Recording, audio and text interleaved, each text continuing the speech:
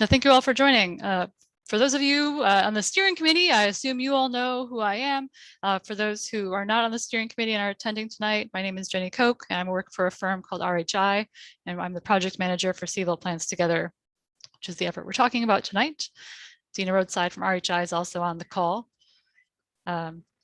If you have not heard already, Ron Sessoms, who's been working with us on the land use map, is quite ill, so he's not on tonight as a speaker, but he will be reviewing this after the fact, or he may be called in right now. But he will not be here, and so we will do our best to respond to all questions as we've been working closely together, but there may be details we'll need to follow up with him on to respond to your questions. Before I get started, I want to let everyone know I have my camera in front of me, and I've got a second screen off to the side with the slides on. So if I look away, I'm just trying to make sure I'm speaking to the correct thing on the slide. So my apologies if there's any confusion with that. So here's our agenda for tonight. We scheduled a 2.5-hour meeting because we know there's a lot to talk about. Normally we meet for 2 hours. It often goes longer, but we've scheduled it for 2.5 hours.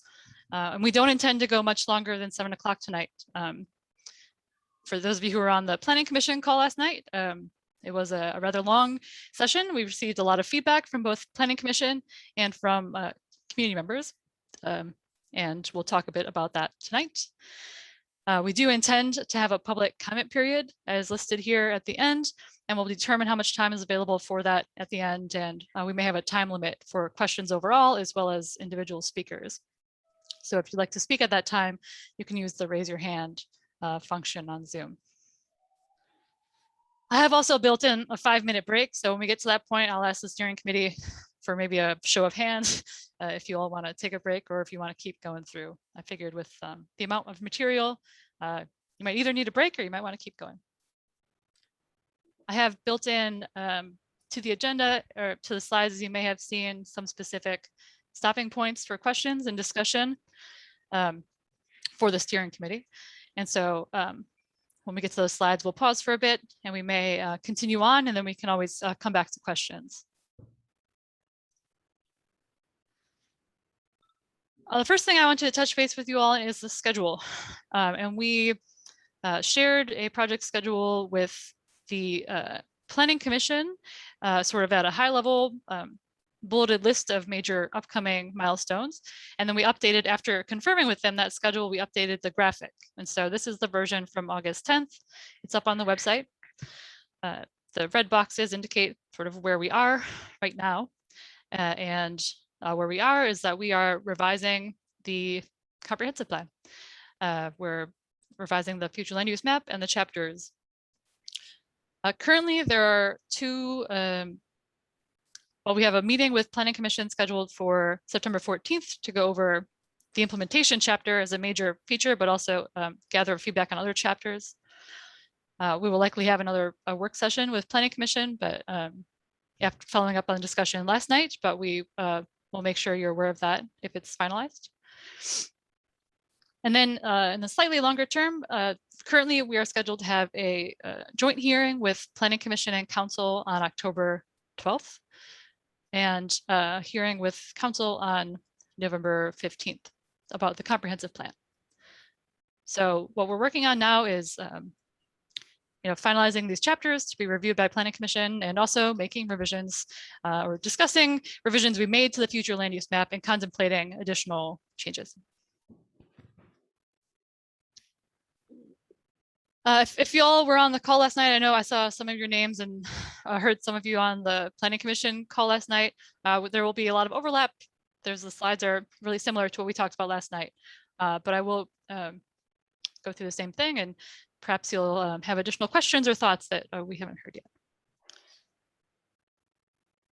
Before I dive into the chapters and the maps and what we're looking at adjusting, I want to make sure we debrief with you all what we did and what we heard in May and June.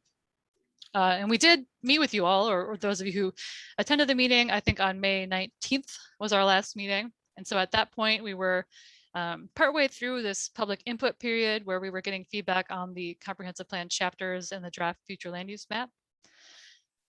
At that point, the deadline for community input might have been May 31st, but it was extended to June 13th. So we had about 6 weeks of public comment.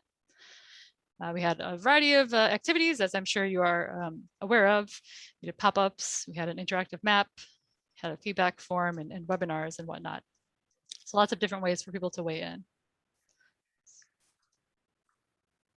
We also reached out to folks in a variety of ways. We tried out yard signs this time around, which I think we found some success with, though maybe we need to figure out where we can additionally put additional signs.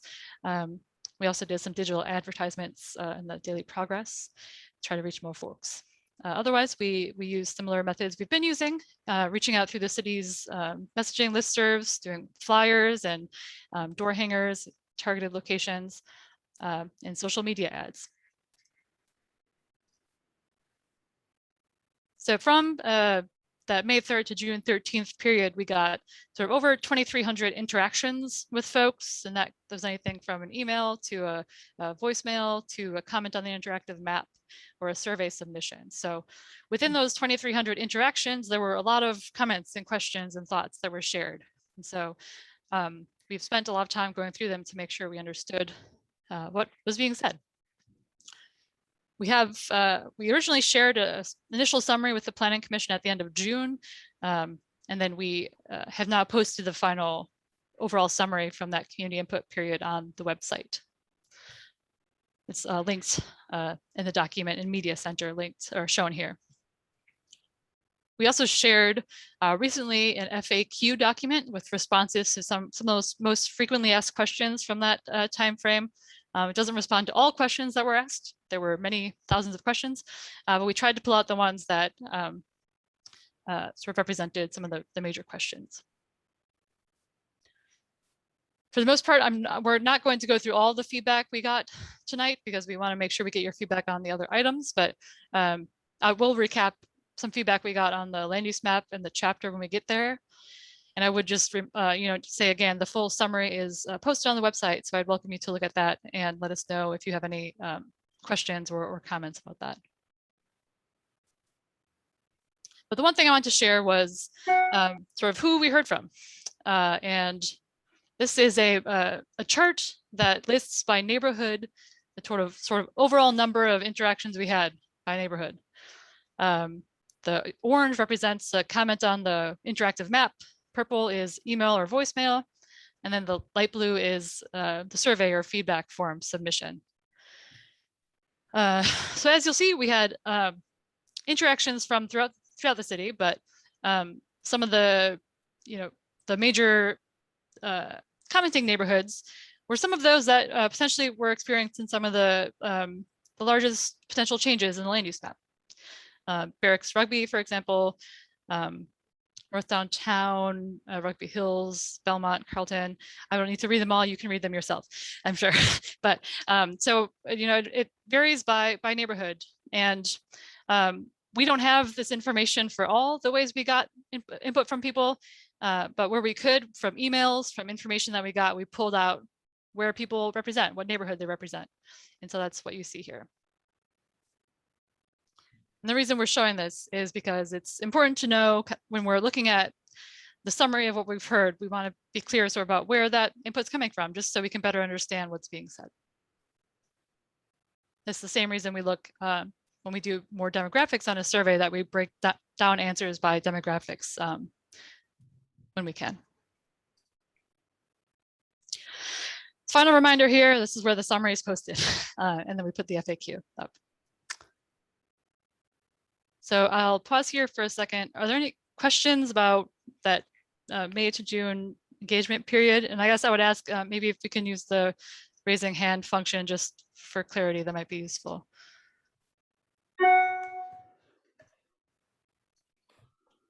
And Jenny, just to clarify, do you want to take questions just from the steering committee members at this time? Yes, at this time, just from the steering committee, but we will have a public comment period at the end of the meeting. But seeing no hands from the steering committee, I'm going to move forward. Hey, actually, Jenny, sorry, I did have a question about the timeline. So, what is the actual timeline for approving the chapters? like specifically, are we going to get like all the chapters released at the same time for review and public process, or, you know, can you just talk a little bit about that? I was surprised it didn't really come up last night. Thanks for that question, Peter. We will be talking with the Planning Commission on the 14th about the chapters, and we intend for them to go out in the packet for that meeting next week. So I will make sure that the steering committee is aware of where to find those, and we'll also be making sure the general community is aware of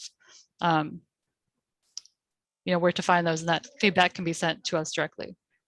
Got it. And so that on the 14th, that'll include the consolidated land use chapter as well? That is one piece that we will likely include, although given discussions last night on the land use map, I want to make sure that we fully incorporate any changes to that. So we need to see, there might be some placeholders in there. TBD on that one, I guess. But, okay, yeah. Thank you.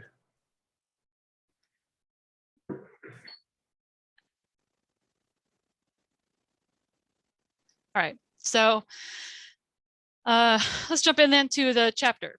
And so what we're talking about right now is land use. And so we're talking about this chapter called Land Use, Urban Form, and Historic and Cultural Preservation.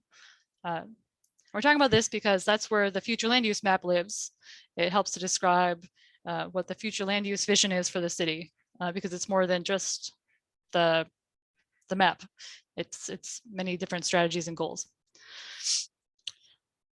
I might, in the course of speaking tonight, say land use chapter, but I'm always referring to the land use, urban form, and historic and cultural preservation chapter. But just for the sake of not having to say that every time, I will just say land use chapter.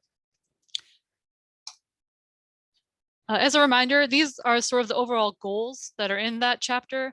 This is from the May 2021 version that we reviewed with the community. And we have, I'm not sure we've made tweaks to the goal topics themselves, but we have been revised some of the strategy language beneath these goals. But what I wanted to point out to you is that implementing the future land use map is the #1 goal in this chapter. And so that's what we'll have in this chapter is we'll have the vision statement, which you saw sort of this overall format for each chapter. We'll have the vision statement.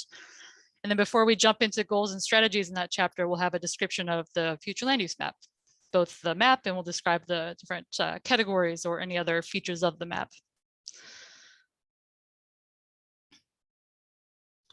So when we reviewed the land use chapter along with the other chapters with the general community in May and June, we received, in the land use chapter, we received feedback that was mostly focused on the land use map itself, but it's still relevant to the chapter. And so I want to walk through some of what we heard. And there were truly a variety of comments, which makes sense because this is a topic with a variety of opinions on.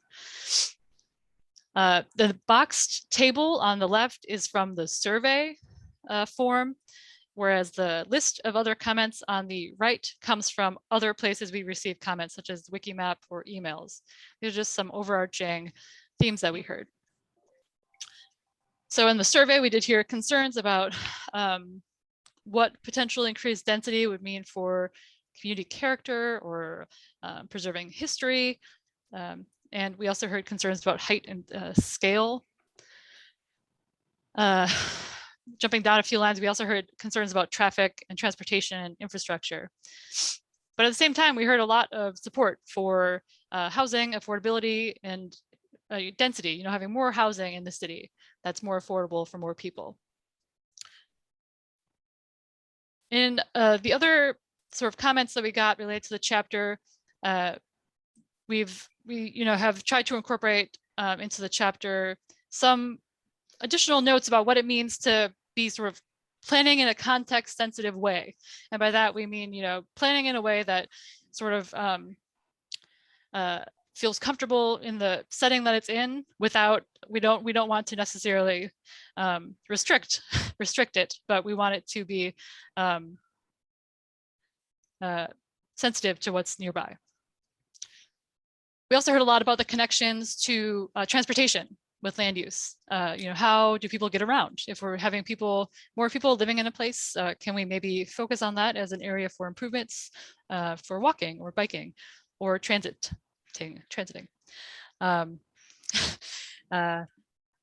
But that's all throughout the city. There is an urge that we heard to have improved multimodal infrastructure, and for many people, it's really a goal to reduce the number of vehicle trips in the city, whether that's for climate change reasons or just sort of health safety reasons. There were a variety of reasons for that. Climate change came up in the chapters and has been increasingly coming up in comments that we've received. And part of that support is support for more density within the city, again, to reduce people who maybe have to commute in. Can we have more people living in the city where they might work? I think something like 20 or 30,000 people currently commute into Charlottesville for work. Let's see, I won't read through all of these. But we have tried to clarify things in the chapter where we could, based on the comments we received. And some of the topics that we've been working to clarify are listed here. As it notes, we'll be sharing those with the Planning Commission and with the community next week. I would say some of the major sort of clarifications I would want to note for you all that you might want to look for when the chapter comes out is we've tried to, where we can, make it even more clear about how the future land use map itself is tied to strategies and goals in the plan, the chapter, and how the future land use map ties into the affordable housing plan. And that sort of ties into the housing chapter as well. We've also made it more clear about what we think needs to be improved in terms of sort of design principles that make Charlottesville a great place to live, improve connectivity, and that includes things related to land use planning, but also in terms of the zoning ordinance rewrite. What should be looked at in there to really make sure that development is at a form that's really supportive of walking and livability. We've also added some notes about where areas that we think might be good for a small area plan, focused sort of planning efforts. And some of those, several of them actually have been in the planning sort of process for a while in terms of being on the list of small area plans, but we think they remain sort of relevant for that. There's also a narrative appendix. If you're familiar with the comprehensive plan, there's an appendix document that goes along with this chapter, and staff has been updating that to sort of make sure it's clear what the different design control districts are and what they do. So that'll come along with the chapter.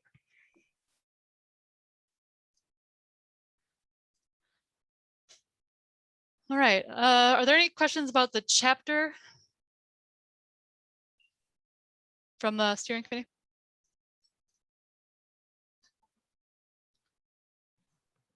Yeah, I'm sorry to keep asking the question. So when are we actually going to see the actual text of the chapter? I think that's kind of more what the gist of my previous question was. I mean, we'll be sharing the chapters next week in the packet for review for that meeting. Perfect, thank you. So the revised version of the chapters we shared previously, as well as implementation. Carl, did you have a question? Yeah, I hope this is the right time to bring it up. So Navarre mentioned in the chat something about teardowns, and that was kind of one thing that I wanted to bring up. Buildings in the historic districts are protected. The BAR can deny a building from being demolished, but there's only so much power to that. I think you've got, there's a 2-year process, I think, where a building owner can try and sell the building at fair market value. And I'm not sure, how we determine what fair market value is anymore. And if it sells, great. If it doesn't sell, they can tear it down and do what they want with it. Is there anything in this chapter that might suggest other means of protection or other ways that we could kind of bolster that protection for historic resources? There are some additional, and I don't have it open in front of me, and with my presentation open, I probably can't open it, but there is some discussion about different potential tools for that, and I can try to point that out to you and others in the document. I know we have received comments on that in the previous to the last version of the chapter. I know, so we included some elements of that, but we can certainly look if there are other precedents. I see something about Seattle, so we can certainly look at that as well. Okay, as long as it's on your radar, I just want to make sure that was. Yeah. All right, thank you. Sure, thanks, Carl. Mr. Sully-Yates? Yes, I have a very similar question, but more broadly. I'm hearing a lot of public feedback arguing that the future land use map is really the only tool we have for preservation and design quality and aesthetic regulation. Is that accurate? Is that all we've got, or do we have different and better tools that may be more appropriate for different kinds of preservation and aesthetic regulation? We have other tools that are different and better for regulate. I can remember the exact sentence you said, but yes, I think the land use map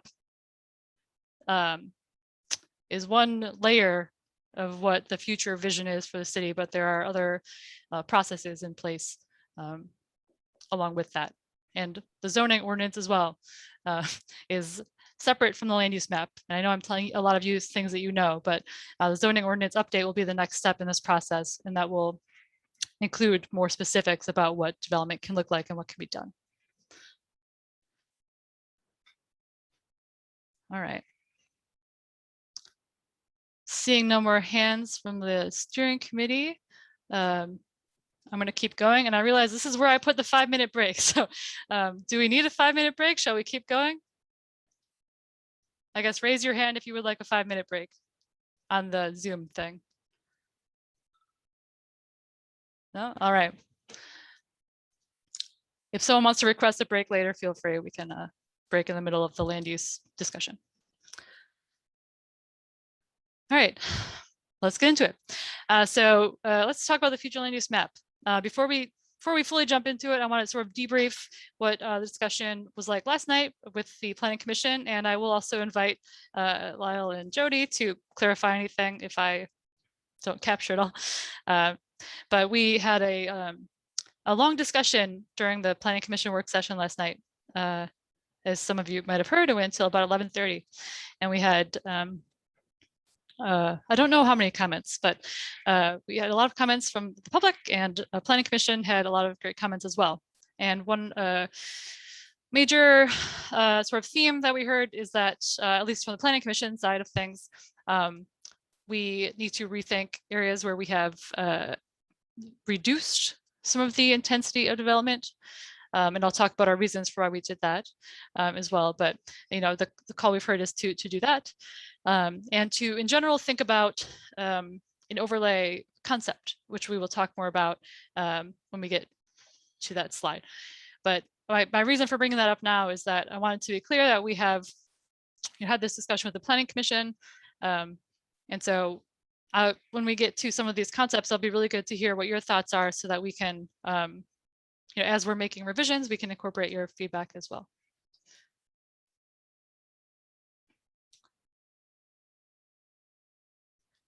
So if you were on the call last night, we put the slides in a slightly different, potentially more intuitive order to look at. So the first thing I want to start out with is just to remind sort of what we have in terms of the overall vision for land use, which I won't read all these in full, but it's generally to provide a variety of housing options with service, near services and amenities, to address inequities related to the distribution of land and impacts of development, as well as the affordability and supply of housing, to ensure there's an efficient transportation network with a variety of options, to protect the health of the natural environment and increase access to urban agriculture and green space, and support real smart growth strategies, promoting Charlottesville's sense of place, and also thinking about maintaining business and commercial uses in the city at a variety of scales. And so that's, large employment scales, but also we're thinking about how can we allow for more small commercial uses throughout the city for people who own a small business or potentially for neighborhood scaled markets, that type of thing.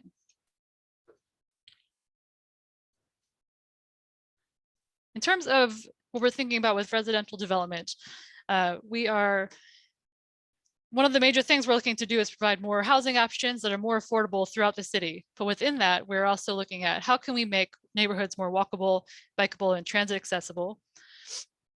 We're looking at how can we encourage development that is sort of in the house size or house size adjacent scale, while allowing for more intensity of uses, more people living potentially in some neighborhoods that right now don't have these more dense housing types. They don't have a variety of housing options available. We're looking at getting more opportunities for people to live where they want to go and they want to be in places of opportunity. And that's some of those are sort of near schools and parks and shopping areas and employment centers, those places where people need to go. And that again is overall quality of life benefit for people, but it's also looking to reduce that vehicle miles traveled in the city, those other goals that we have in the comprehensive plan. Related to what we were just talking about, we also are looking at how we can preserve existing structures. And so that's looking at how can we, think about infill creatively using accessory dwelling units, additions to buildings, transitioning, large homes, of which there are quite a few in Charlottesville, into some smaller units. It's very possible to do that without changing the sort of character of these buildings.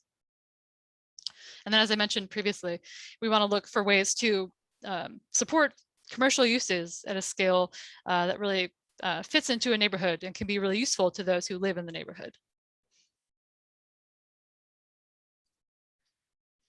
We've got this missing middle graphic in here, which is always kind of controversial. People kind of feel strongly about it one way or the other. But the reason we put this in here is to demonstrate that we are looking at providing a variety of housing options in places where they're often not allowed now, or they don't exist. If you look to the left here, these are detached single family houses, and in a lot of neighborhoods in Charlottesville, that's really the only thing you can currently build under zoning. But if you look towards some of these missing middle housing types, I just remembered I have this. Let's see if this, oops, that did not work. If you look towards some of these missing middle housing types, duplex, fourplex, these are really the same sort of house-sized types of developments. And that's what we're talking about when we say we want to encourage this development that fits into these the scale of a neighborhood, but allows for greater intensity of uses.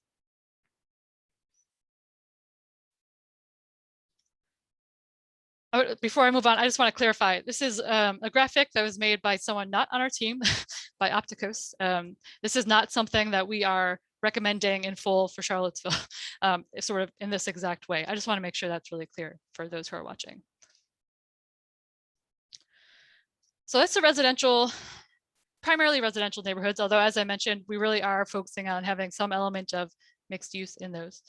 But thinking about other parts of the city where we might have more mixed use areas, which we're calling nodes, which are sort of centralized areas, and then corridors, which are long corridors.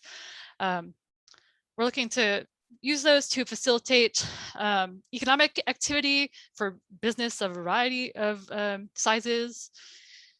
We're looking to look in these areas for ways to redevelop and better utilize sort of gray field sites, think parking lots, places that are developed but aren't really used in the way they maybe fully could be or should be. We're looking at ways to provide some higher intensity housing uses in these areas, both to provide housing near these employment and community services. Sorry for the errant E on that. But also just to, again, provide a different type of housing, a different scale of housing that people desire in different locations that are also desirable, but are often not affordable.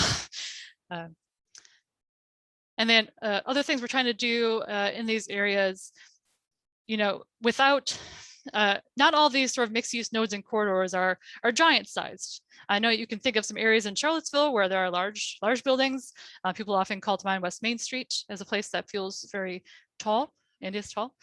But these come in a variety of scales. You know, we envision that these sort of mixed use nodes and corridors at the neighborhood scale are, you know, a bit more, maybe more like the example you see on the bottom here. And then as you go up to sort of urban scale node and corridor, those might have a little more intensity of use on those sites. And within all of this, we're looking to support, again, that walkability, the street network that really just makes for a more livable community from the perspective of many. And we recognize that not everyone wants to walk around in their neighborhood, but in general, this is something that we've heard a lot about in Charlottesville. People want to be able to walk more. It's just a good planning principle in general.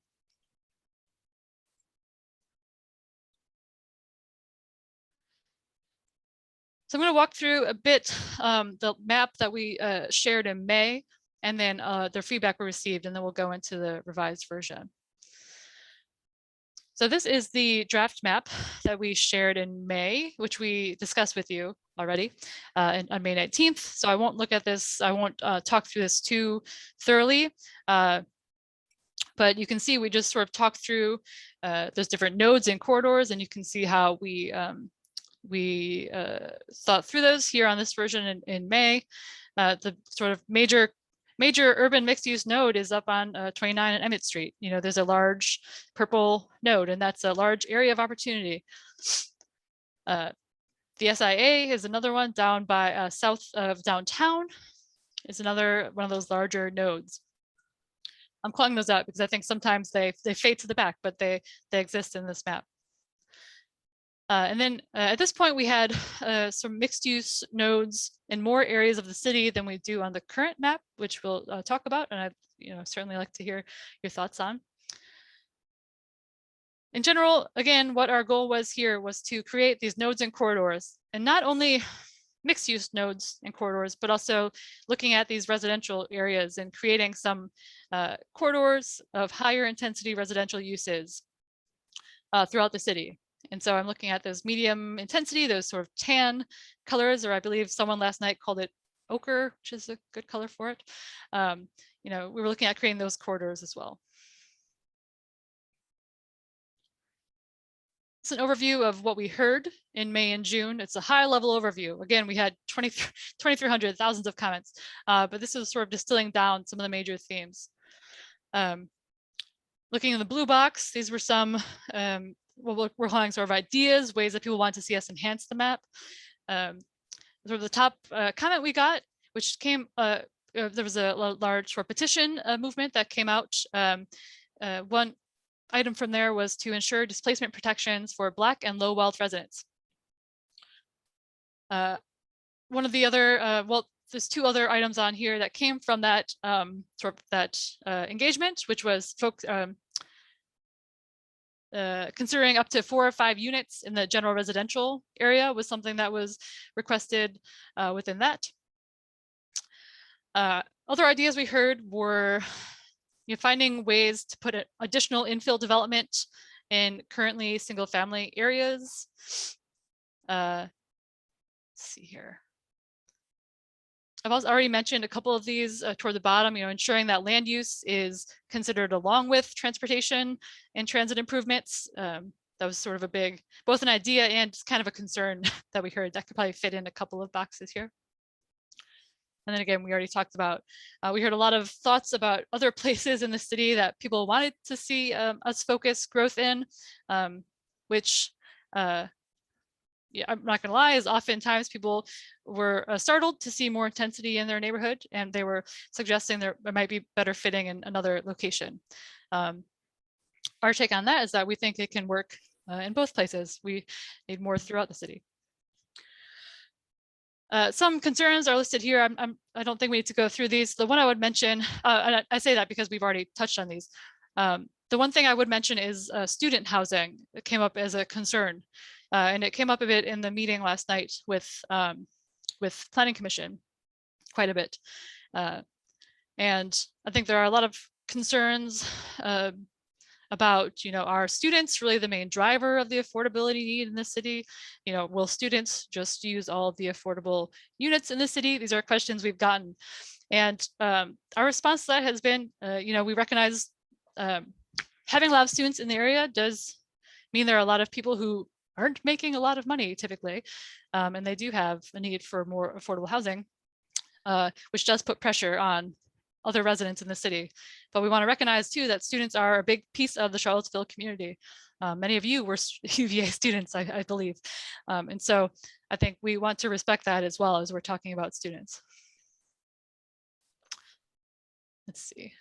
Then we received a wide variety of questions, which I think of these were really, how will this actually work? And how will it help Charlottesville be more affordable? Which is a good question. I should say the answer to that question is, sorry, thanks. The land use map does not work on its own. We've said numerous times, and people have repeated it back to us, and density does not equal the really affordable housing that we need in the city. But it will help in a lot of ways. If you read the affordable housing plan, our team identified that having additional sort of density in the city can help to reduce the rise of rents, for example, the rising housing costs, and then paired with potentially some funding and subsidy can help to have units that are more affordable.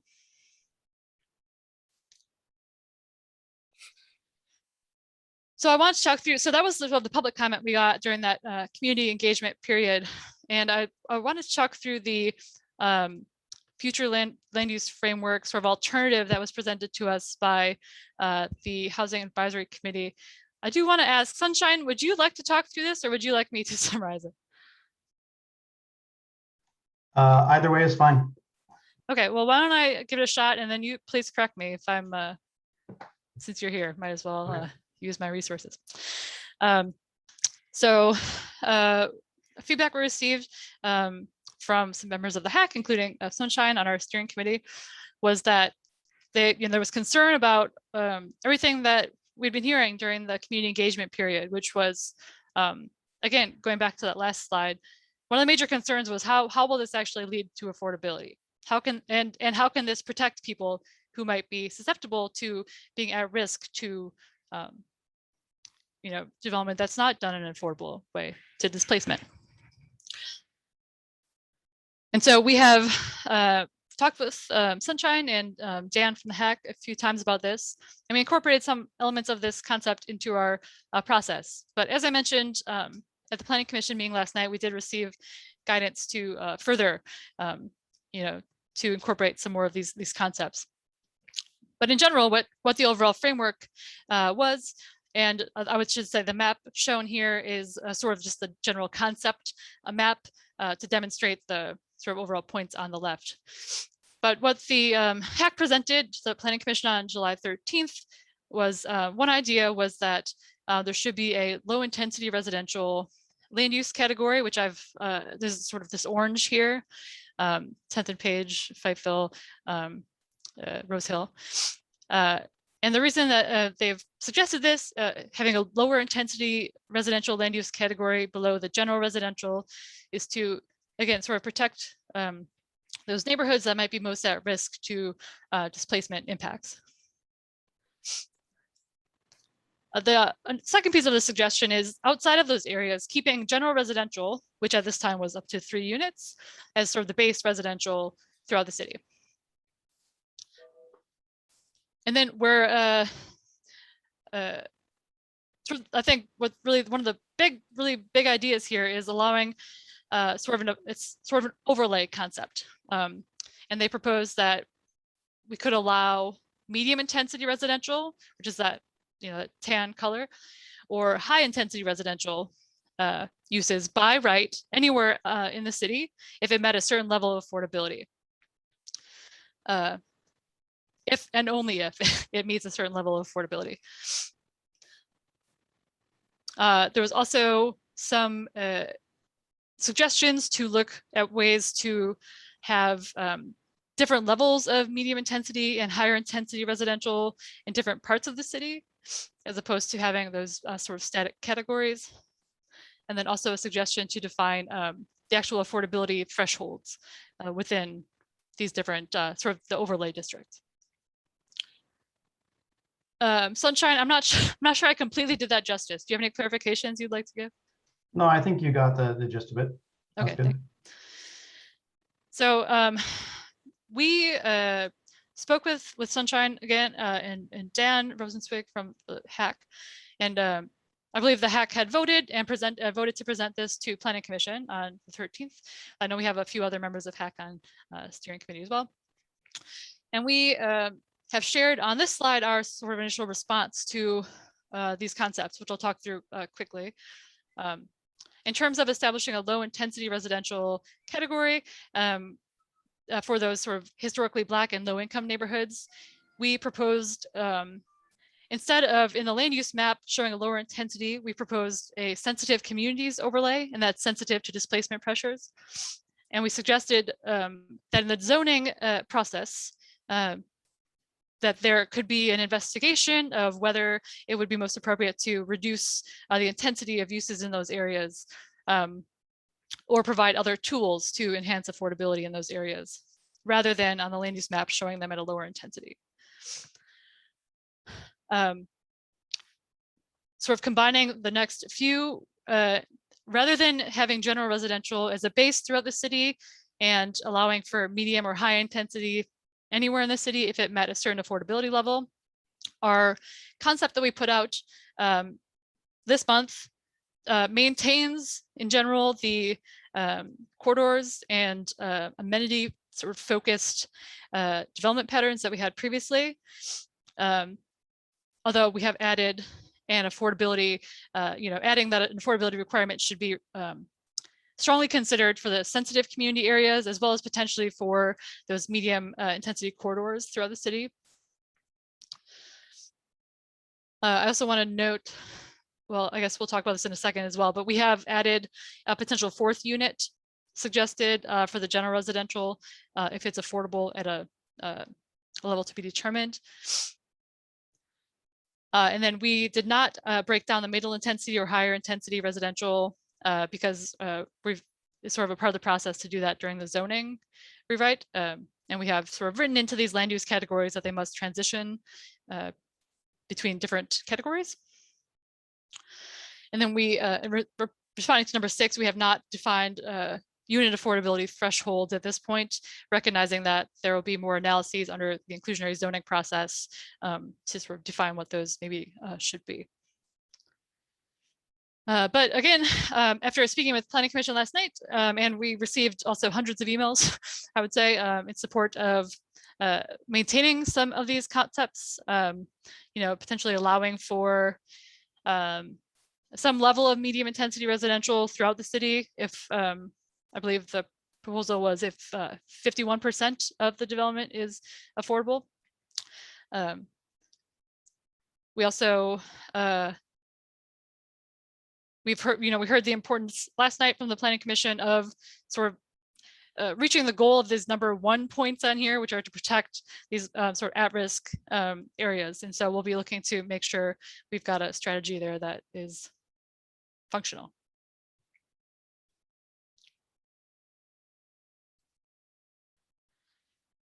So I already talked through some changes that we made, but this is our August 2021 draft. And I should have said this disclaimer at the beginning of the meeting, but we anticipate this will be adjusted. We anticipated that prior to the Planning Commission meeting, and we now know that it will be adjusted. But this is not in any way a final draft.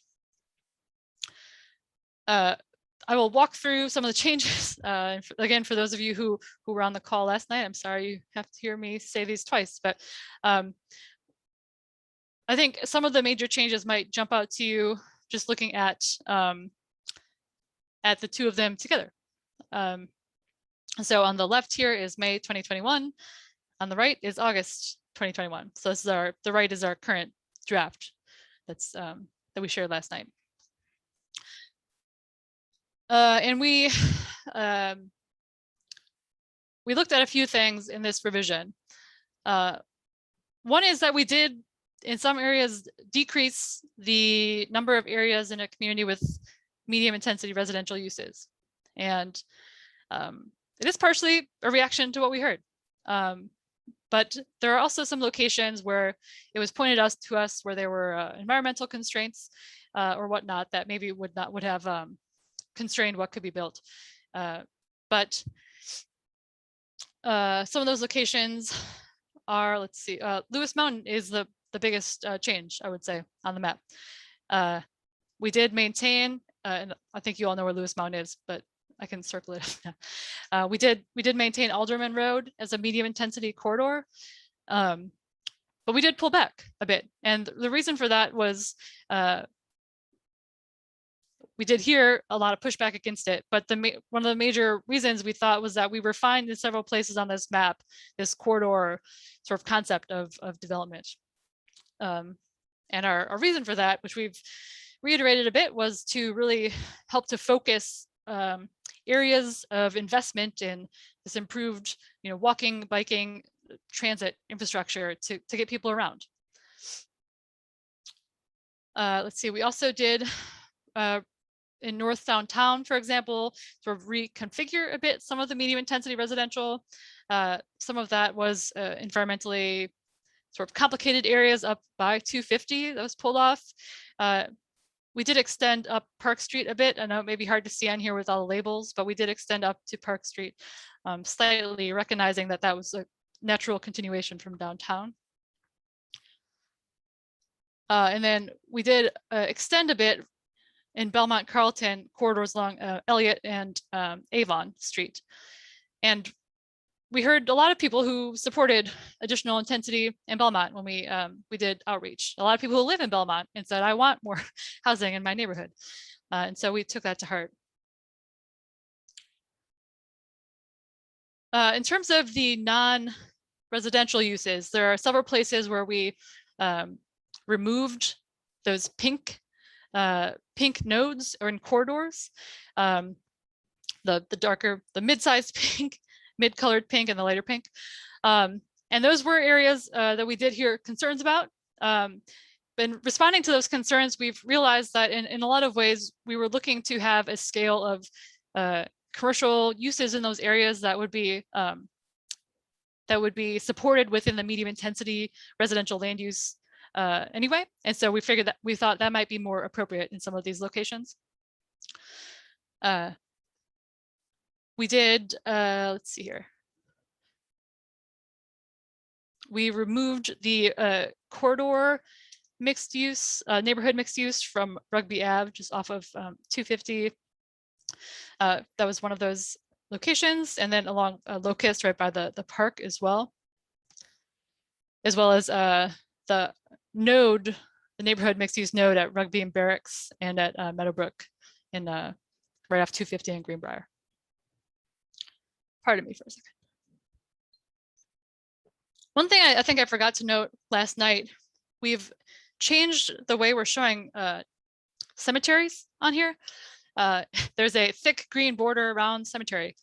And we want to be clear, especially where there's cemeteries that abut these really high intensity land uses, that these are cemeteries should be considered as sacred places for many, and they should be there should be transitions toward them in this, just as there would be transitioning between a node, urban mixed use node and a general residential area. So we want to call that out to make it more evident this is a sort of a different place.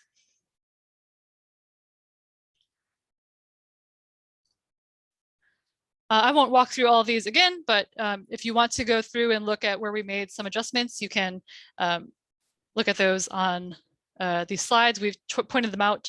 As I did last night, I apologize if it was unclear where any of these numbers may be leading. If you have questions, we're happy to answer them. There's a slide. The previous slide was for residential uses, and then this slide is for updates to mixed use areas. And one of the major mixed use areas I didn't mention was in Lewis Mountain as well. We removed a piece of this just off Ivy Road from mixed use corridor, recognizing that it's actually a school. And so we pulled that off of there. Let's see here.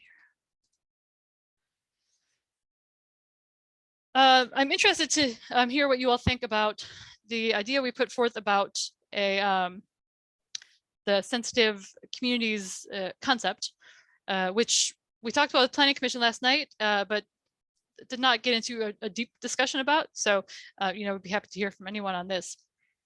But in general, what we've done is we've proposed, and they're not shown on this map yet, we've proposed identifying areas that are at risk of displacement from development pressures. And the metrics we've used for this are percent of low income households, which is under 30% AMI about, or 30% area median income, I should say, which is about $30,000. And then we also looked at the percent of the population that is non-white, non-Hispanic in those areas. And so what we're proposing is that there are these sensitive neighborhoods, they're again sensitive to displacement pressures that should be considered heavily for additional tools within the zoning rewrite process, as well as for prioritization of funding for preservation, owner-occupied rehab, other things from the other strategies from the affordable housing plan that can really support current owners. So these are where those fall out of the data. Again, we're calling them sensitive communities, certainly open to other names on that. But what I would note is that, we pulled out the percent of households with income under 30% AMI, and we pull out percent people of color. We've done this by block group. And so block groups are quite large, especially relative to the size of Charlottesville. So that's one thing that we've been considering is, we think it is useful to take a data-driven approach to this, but there may be ways that we can refine it. And I think it's also important to note that there are, beyond race and ethnicity and income, there are other ways we can think about housing pressures or sort of change over time. There might be other factors we'd want to incorporate into this, such as housing cost or change in housing cost over time. Are there locations where housing cost is getting more and more expensive and people are getting more and more at risk of displacement? We could look at, based on sort of property values and assessments, which properties are more likely to redevelop. And that's especially a particular concern in areas with a lot of renters. We could look at age, thinking about concerns about aging in place, disability status, for example. And those are all sort of things that define people who live there now. But I think one other factor we need to consider, and I've had some email discussion with folks today about is there a role in the communities layer, but is there a role in the comprehensive plan to think about the impacts of historic land use decisions, think urban renewal, for example, or racially restrictive covenants, which are not shown on the map, but are quite extensive throughout the city.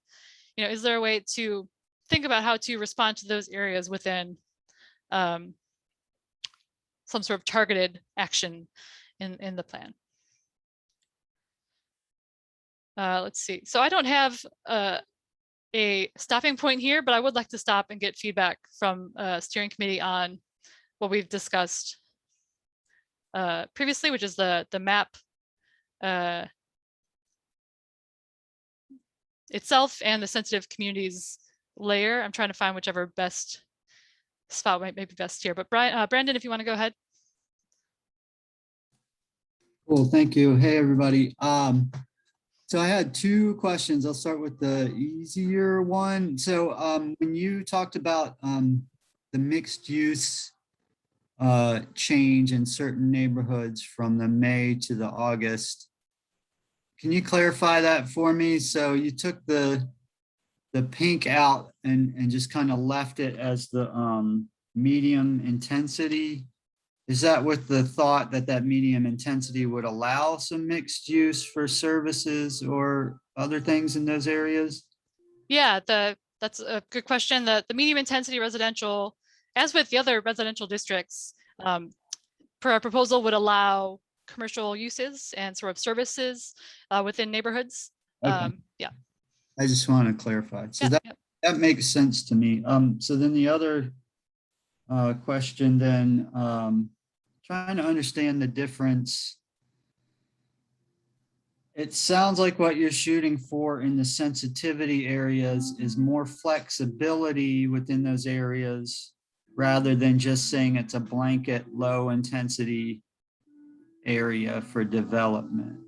I guess I'd like to maybe hear that a little more clearly, and then, you know, how do we codify some of the things you mentioned that to be considered in those areas? How do you sort of codify that in the map? And then I'd love to hear from HAC folks about whether they feel like that is a good change to move to a sensitive communities type situation rather than just a blanket low intensity. Sure. So in terms of, I think your first question there was sort of how do we codify this in the map, and how do we sort of help these areas be protected? Is that right? Yeah, kind of. I mean, I do kind of want to understand the differences a little bit. Like, I mean, if we Oh yeah, okay. density and then still attached, you know, policy, programming, zoning things, you know, what is the real difference between what you're saying of that and then a sensitivity area which maintains the general residential, but you know, still attaches policies and programming and stuff? So our thought with this was instead, one of our concerns with potentially maintaining the lowest intensity residential, which I think was the proposal was to maintain sort of whatever is there now as the base level of residential. You know, we've heard concerns, and we've had concerns that might sort of limit people who currently own properties, longtime homeowners in those areas, if they're not able to potentially, for example, you know, build an additional unit, which could be sort of a wealth building opportunity for them. So our thought was that it might come out in the sort of zoning process, in the process of looking at how do we incentivize affordability. You know, it may come out that the best way to support these communities would be to reduce the total allowable intensity. But I think our goal was to say we wanted to leave the door open to see if there was a way to provide some more opportunity for people who have been there for a long time, and that, you know, see this as a wealth building opportunity without totally reducing it. Does that make sense? That does. And then, yeah, I was curious of how you sort of codify this on the map. So it would be, if this were to move forward, the final land use map would have a similar layer to what's shown here, except the backing wouldn't be lightened up. It would be just a layer on the land use map. Gotcha. I would love to hear Sunshine if he feels like commenting on this. Yes, Sunshine, go ahead. I see your hand raised.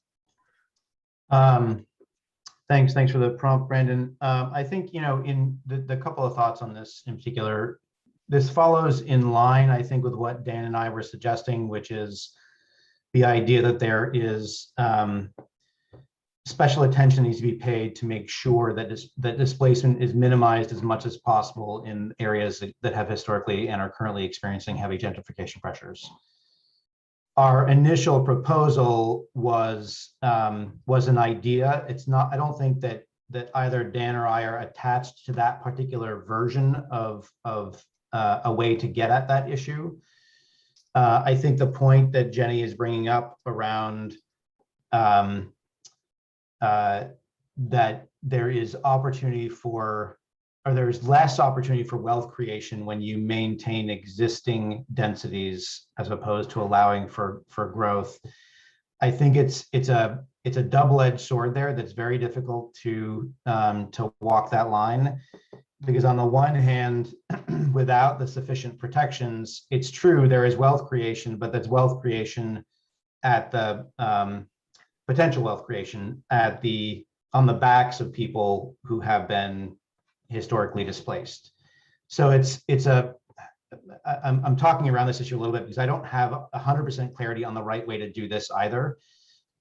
So what I'll say is this, is that I think the approach, the idea of approaching this from a data perspective, i.e. we figure out these areas based on data and history, makes sense to me. The part that I'm still concerned about is that the idea of just applying a title and name to an area without some real significant constraints, some fence lines that are going to help prevent displacement, that are not just program based, because frankly, programs require money and that's not a guarantee. So we need to have some structural way of protecting these neighborhoods. The way that Dan and I suggested, which is to reduce the intensity, is one way of doing it. I'm not sure I've heard yet an alternative, but I think we're open to alternatives. Does that make sense? Makes sense to me. Brandon, I guess I'll let you, confirm. Yeah, it makes sense. I'm just trying to get my head around it and what really is going to be the best decision and how to best move this forward, quickly. Honestly, I'm ready for this whole thing to wrap up. I know y'all are too. Well, we've got some more hands raised. I don't know if folks have ideas about this. Is that, but I don't want to cut you off, Brandon. So feel free to finish if you had any other thoughts. I would just add, I would support the brain trust over at HAC, and the things that they think generally are the right way to go, and that's generally how I'm gonna feel about it, because they put a lot of effort into understanding these things and studying them. So, as do y'all. No, understood. Thanks, Brandon. And Jen, this is Jody. Yeah. So at the same time, the consultant is proposing to do the upzoning in these sensitive areas, I believe. And, Well, sorry, go ahead. okay, so I don't know how to balance. I mean, the upzoning is going to attract developers, and how do you balance that with protecting the sensitive area? Well, the thought is within these categories, we're presenting a maximum height, a maximum sort of units, which I know we talked last night about maybe moving away from units so specifically, but keeping on that for now. So our thought was that if we're saying up to 3 or 4, whatever the number might be in the end, that potentially in zoning, that process could say these communities really should have sort of a lower end of that range, and that's sort of how we've thought about scale as well in these different areas, thinking about each land use category will have several zones within them to help with those transitions. And so the same would be for the general residential. Okay, thank you. Carl, you want to go next? Yeah. So looking at the boundaries that you've established for these sensitive communities kind of got me thinking a little bit. My first thought was, using the what do you call them, the census blocks or whatever, the data block groups, seems a little bit heavy-handed. As in 10th and Page, for instance, our neighborhood functionally extends further west. It's kind of odd how it's just cut off in the middle of 11th Street, and people west of 11th Street come to our meetings, are part of the neighborhood. Mm-hmm. But then I'm looking at West Main Street, and I know that's technically part of our neighborhood. And my first thought is, oh, that that shouldn't be part of this. But you've included the Preston corridor, and that's what got me thinking, well, wait, that's kind of cool actually, because we have a really big concern with, you heard a lot of people complaining about Dairy Market, and that could happen all the way down Preston by right. And I think it's interesting to actually put these areas that are the commercial corridors and the more mixed use, higher density areas in these sensitive communities, because there could be some tools there that could cause new development to be more, although it's technically not really functionally part of the neighborhood. It doesn't, you know, those people on Main Street don't come to our neighborhood meetings. They're mostly students. But if something new gets built there, yeah, I think that's actually very interesting, is it could encourage that development to be more affordable, and maybe the neighborhood could have, you know, a presence on West Main Street. It wouldn't just be given up to students. The same thing with, you know, the Preston corridor. I think that's really, I think it's really important to have some sort of overlay on that corridor as a way of trying to protect 10th and Page. Yeah. So kind of rambling, but that, Oh, yeah. thanks. That's a good thought. Let's see. Lisa, I think you're up next. Well, Love your you know, glasses, by the way.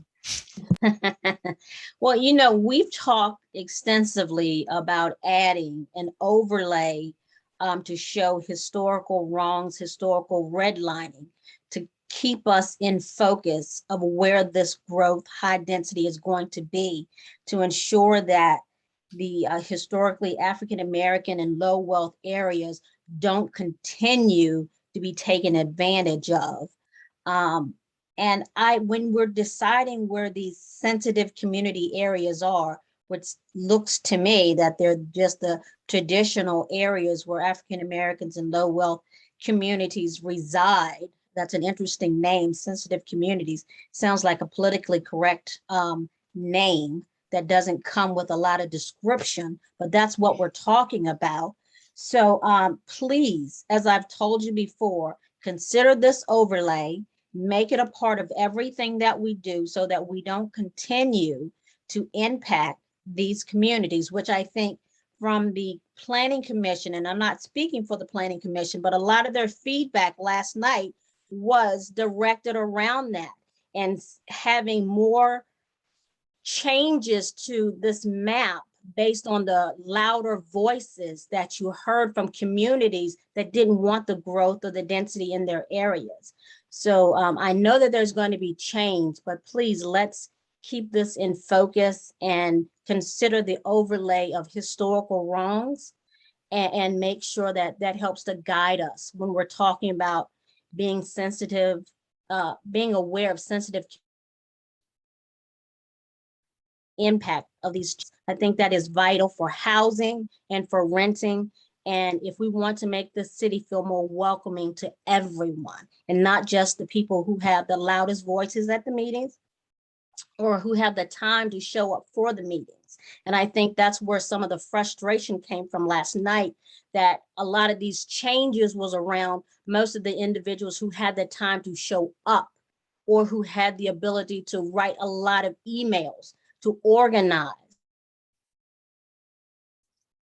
So I want us to make sure that we consider that and keep that top of mind as we go forward. That's it. Thank you. Thanks. I appreciate that thought, and I'm glad we had a chance to touch base on that today. I didn't have time to pull on sort of that layer. I've included some of these sort of displaced communities that are are in the yellow here, representing, you know, these are not within these sensitive communities because they don't jump out in the data right now, but they should receive potentially some sort of recognition in this process.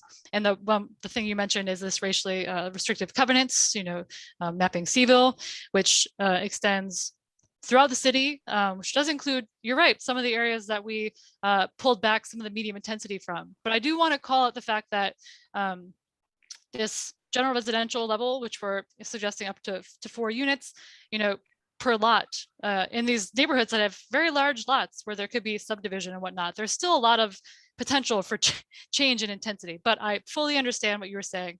And you're not wrong that we did reduce some of the intensity in those areas. Yep. Can I add one other thing? Yes. And also tying into the low density in a lot of these areas and trying to preserve some of these areas. And I know it's a difficult balance, but at no point would I want to see we reduce the ability of these homeowners to truly benefit from the wealth creation, or the wealth creation that they can have by selling their home or whatever, as in the more affluent areas are able to take advantage of. Yeah, I think we And I agree. know that's a balance, but Yeah. we don't want to limit that in such a way that we restrict the possibility of more wealth growth. Yeah. Thank you. Thank you. Let's see, I know we have a lot more hands on this. So I appreciate that. Tim, you want to go next? I think you're up next. Yeah, thanks, Jenny. As I was waiting to go, I just was hearing from Dr. Herndon and Carl, and just want to respond and echo. I think using the block group data makes sense as a starting point, but maybe we can hybridize that with some of the redlining areas and have that maybe be the basis for some of the sensitive community areas. But you know, I also think having some of the commercial corridors or the mixed use corridors included in those boundaries makes sense, because that may not address things like number of units, but it could be used and written into the code to have an influence on setbacks or other urban form elements that really impact the existing residential neighborhoods that are often right across the street, like West Street in our neighborhood. But I just wanted to comment quickly on that, you know, that delicate balancing act of the priority of minimizing displacement and not creating that unintended consequence of excluding homeowners from economic opportunities. And maybe it could be done in a way where you draw those boundaries using block group data and then modifying them based on the red line areas, the historically redlined areas, keeping that general residential density lower unless you are an owner occupied property, or you're a property owner. And maybe that would limit the ability for outside investors or developers to be densifying those neighborhoods and still allowing the existing, owner occupied places, the homeowners, the property owners, to get involved in those potential economic opportunities. I think some of the city's tax relief programs are tied to home ownership and being owner occupied. And maybe that same type of a lens could be applied to this sensitive communities concept. Thanks, Tim. Ms. Joy Johnson, would you like to go next? So, let me make sure I'm on mute. We got you.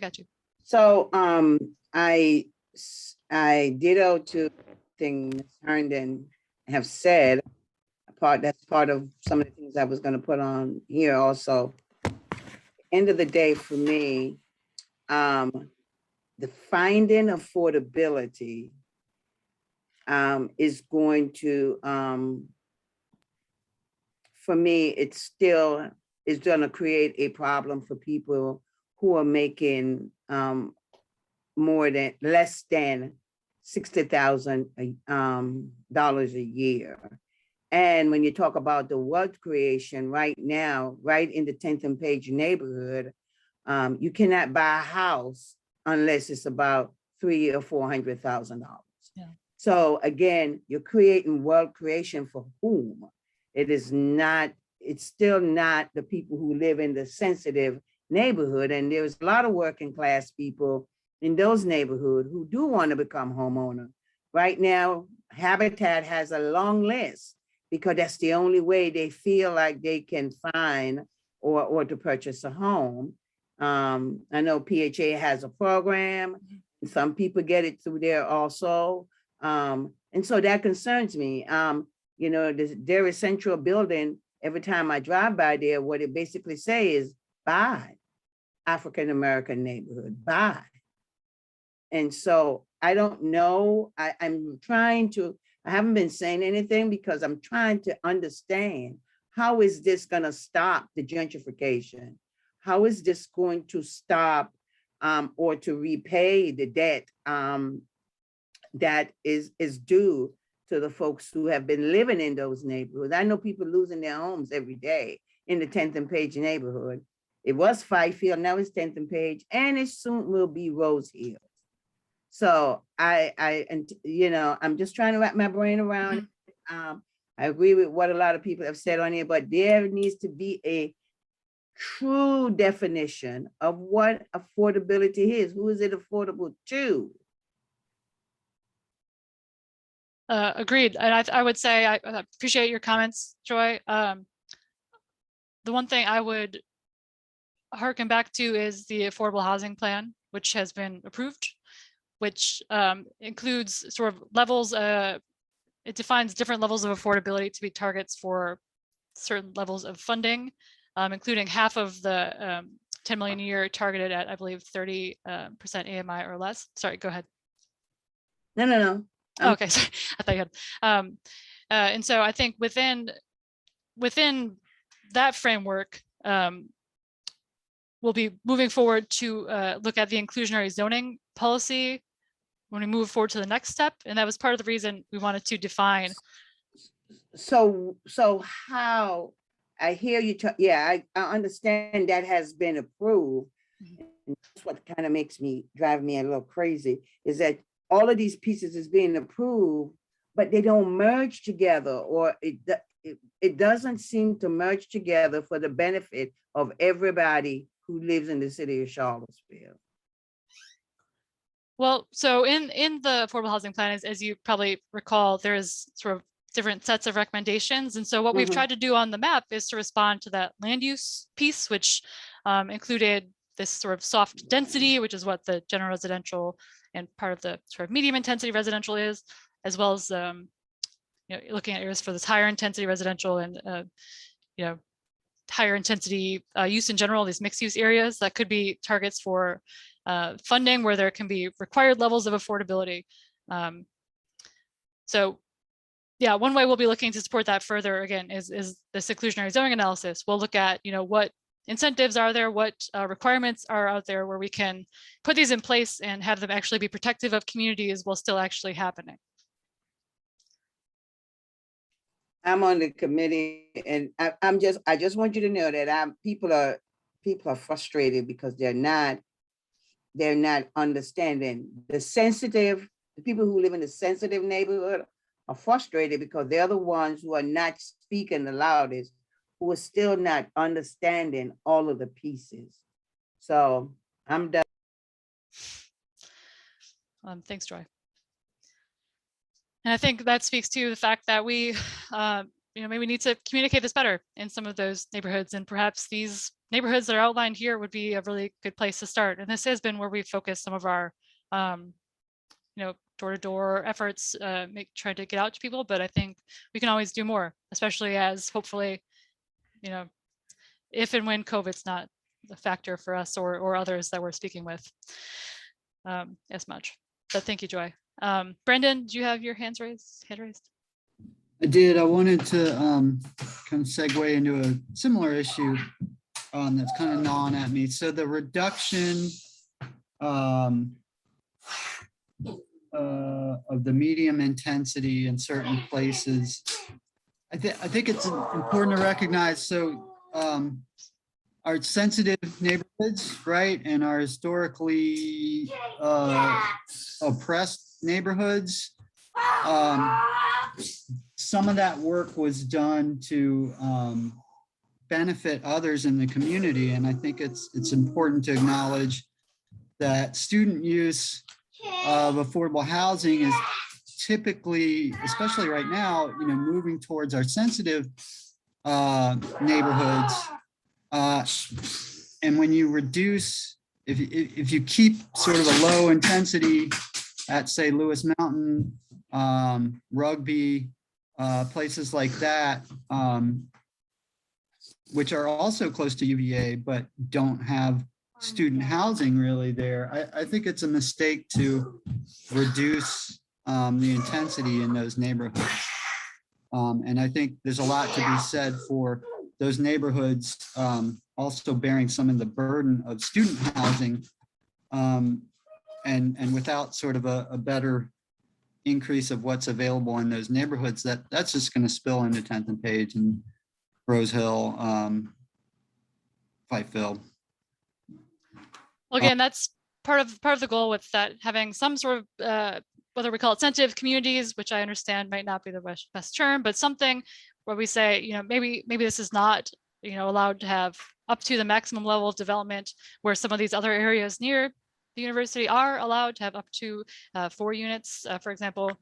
There are still sort of relative potential density differences there, but I hear what you're saying, and we certainly heard from Planning Commission last night, similar to that. So changes we're thinking about.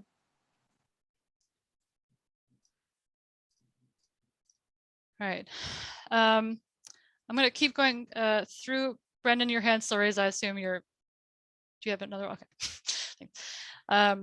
I do have one other comment. I don't know if there's time to make it, but something you said a moment ago struck me. So have been disappointed all along in some of this process. I think we all, when we kind of dipped into this years ago, felt like, city leadership really needs to go to neighborhoods and make the case and do some of the explaining. So city council, planning commission, I feel like they're kind of sitting around as deciders, and y'all are doing the engagement and trying to do what you can. But, our city leadership needs to also get into these neighborhoods and do some of this work and say, this is a plan that meets the goals that we think are important to this community, that the community said is important. And I would just encourage y'all to encourage city leadership to do some of that work. I think that would go a long way. I hear you, and I know there have been some discussions happening. I know some planning commission members have gone out to neighborhood meetings and whatnot in the past months talking about this too. But I hear what you're saying. I think it's good in general to have more interaction in neighborhoods with folks, even outside this process. And that's actually something that's included in the community engagement chapter of the plan, is having more of those sort of neighborhood in neighborhood meetings, which I understand used to be more of a common thing in Charlottesville.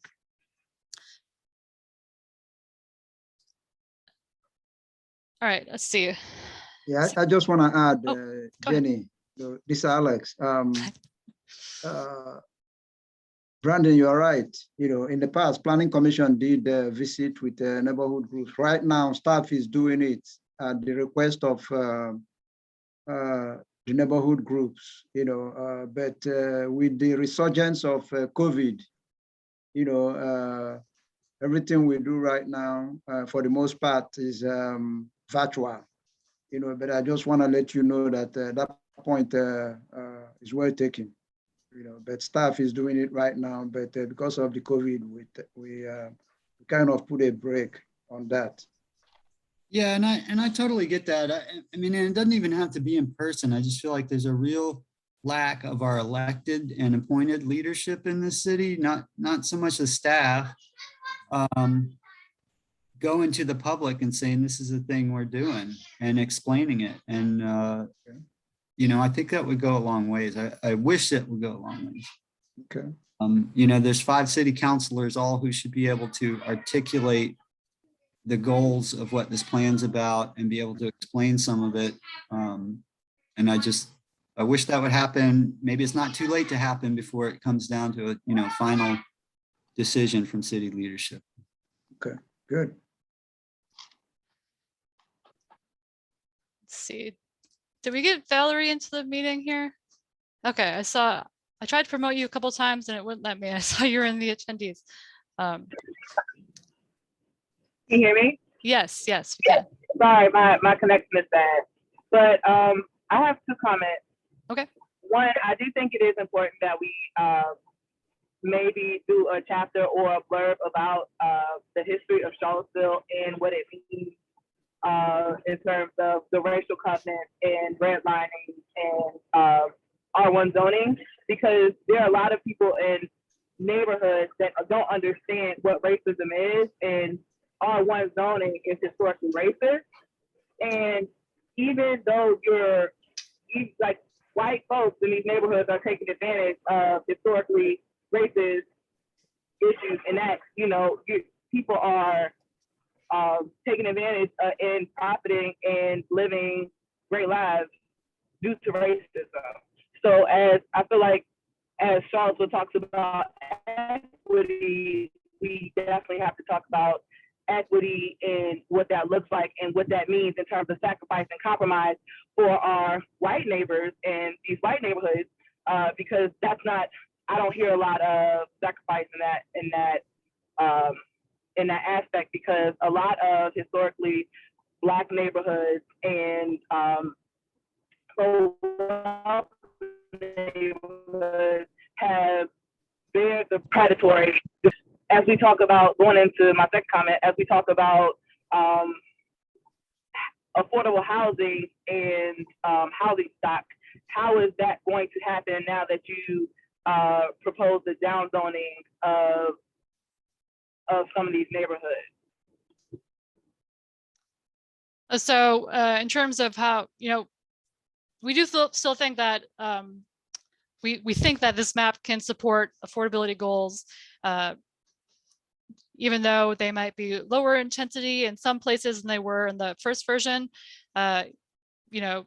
We think there's still an opportunity there to prioritize funding for supporting more affordable units at a defined level.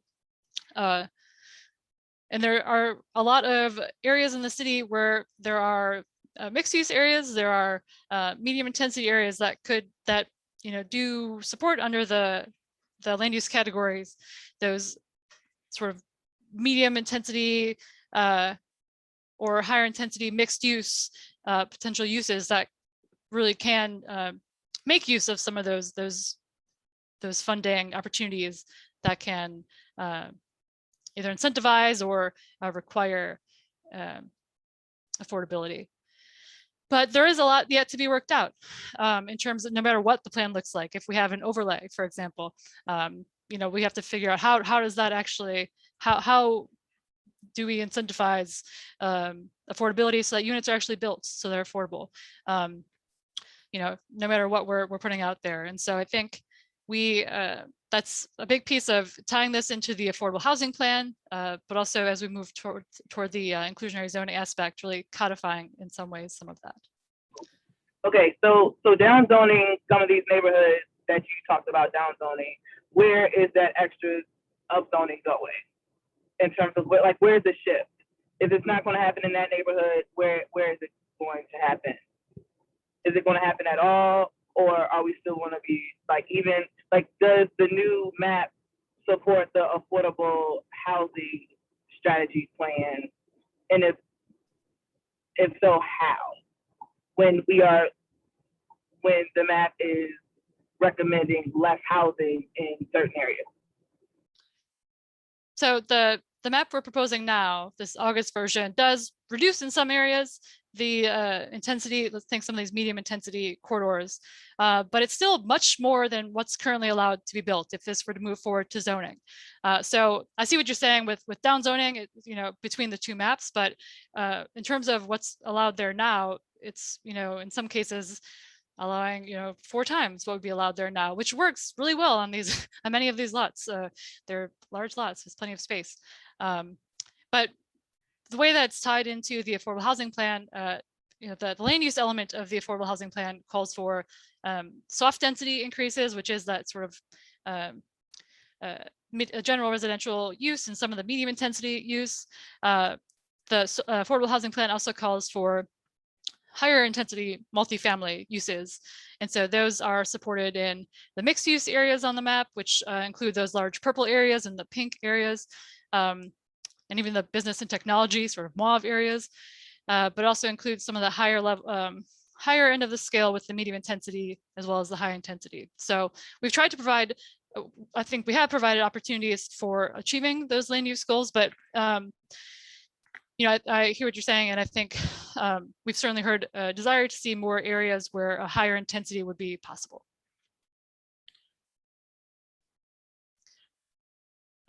Jody, did you have a comment or question? A quick comment. It appears that the eastern boundary of Star Hill is not shown. And I just want to be sure that Star Hill is included. It's a small district, but there's a boundary on the east side that butts up against Vinegar Hill. So just to clarify the map a little bit. So when we did the sensitive communities analysis, Star Hill itself does not actually come out as in the data as one of these sensitive communities based on household income and sort of percent of people of color living there now. But we've called out this Vinegar Hill, as well as Gospel Hill, Garrett Street, these sort of historic land use changes that have really changed communities already, where it might not be reflected in the data, such as Star Hill, Vinegar Hill area. But So you're telling me that Star Hill is not a sensitive community? not when you look at the data analysis that we've done. Yeah, which is why we wanted to call out on the map, you know, is that okay? Is that something that we need to adjust? Well, I would think so, but I don't know the data points and the benchmarks. So that surprises me. And it's certainly sensitive in terms of the pressures on it for development and displacement. My goodness, it's surrounded. It's like a fort. Yeah. So yeah, I think that's I think it's important to in my mind, Star Hill's an important sensitive community. It may not fit the requirements in terms of the age groups, the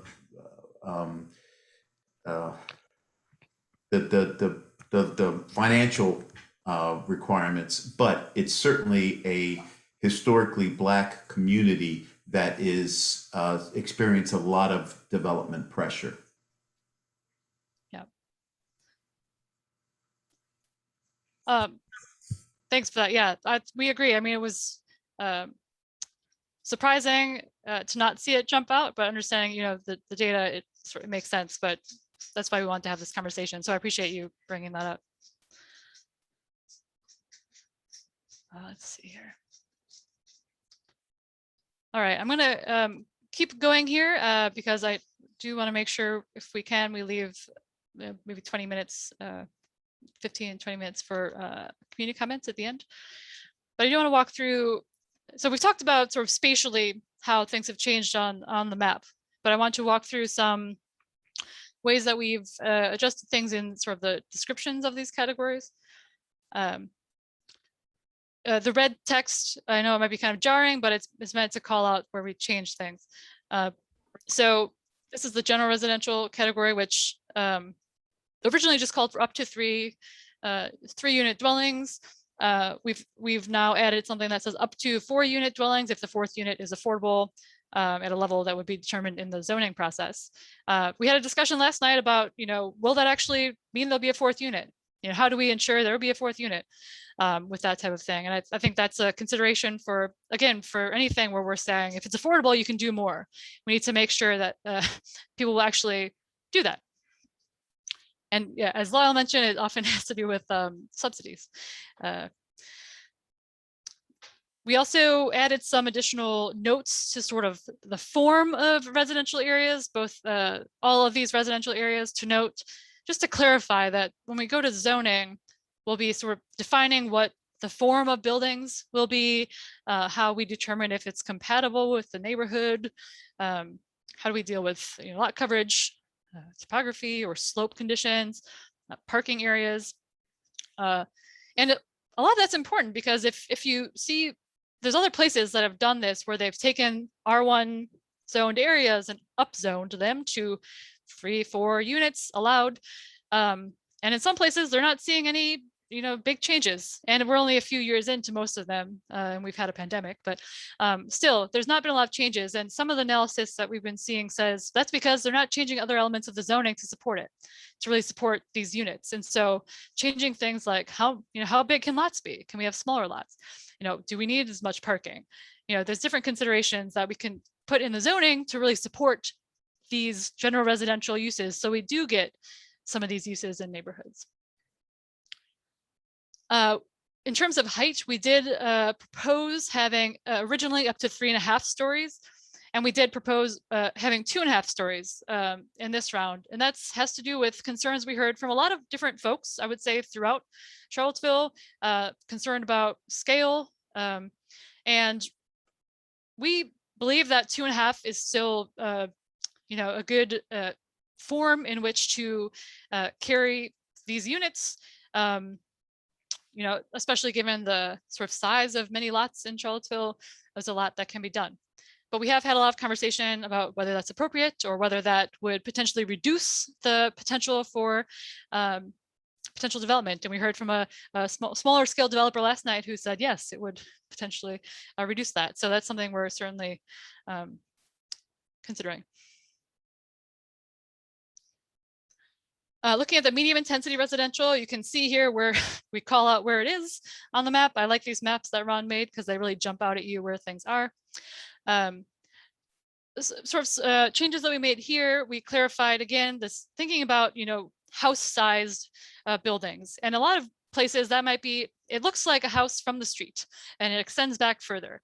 It's made that when you're walking in the neighborhood, it feels like you're encountering homes that may be slightly larger than those that are there now, but they secretly inside hold up to many more units, or maybe not so secretly, depending on the design. But still, the scale, that's what we mean by house sized. If you think back to that missing middle diagram. We also clarified up to 12 units here in all of these areas would be potentially allowed. And again, in the zoning ordinance, it might state that there might be some areas here where less than 12 would be the maximum, sort of creating those transition areas between different zones. I think that was the intention with, instead of saying 4 to 12, which seems like a concrete number for all units, or for all parcels, we wanted to make it clear it's sort of up to 12, and it may depend on where it is. In terms of height, we adjusted, originally we said 3 stories average, and we've said up to 3 stories. Now, there was some confusion about what 3 stories average meant, if it was per site or otherwise. And then we have said up to 4 stories allowed where they meet affordability goals and where it's compatible with existing uses. And a lot of that had to do with accommodating these sort of 2/2 development that we know really is supportive of homeownership.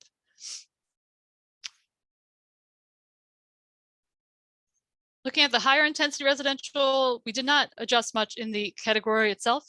I will say we did add up on Park Street, we added a higher intensity residential area sort of by Melbourne. And that was something we received a lot of emails about. There was a lot of support for that from the property owner and others. And we think, given that it's right across from another area that's higher intensity residential, we thought that was appropriate. I forgot to mention that earlier, so I'm mentioning it.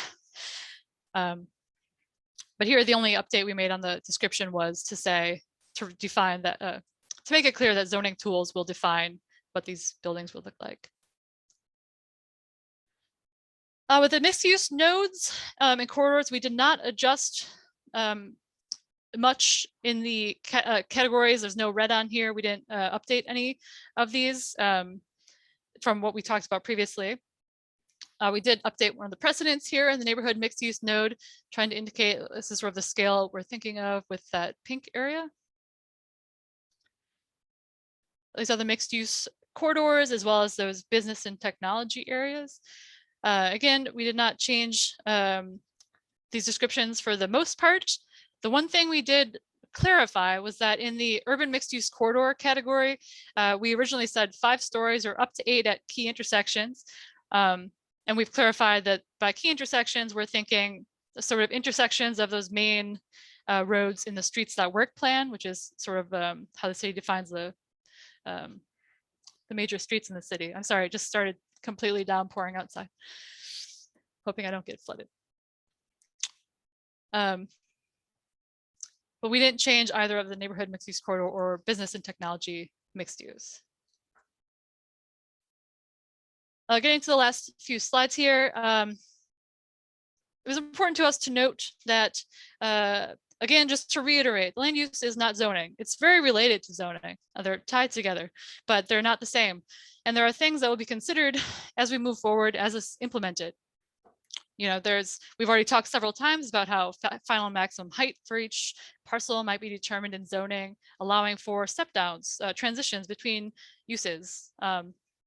we've heard a lot of input about development that's happened where people feel like they're in a hole because there's a large building sort of towering over them, and that's something we want to avoid. Well, we want to still support greater intensity where we can, and affordability in that intensity. We want to be cognizant of keeping a comfortable scale.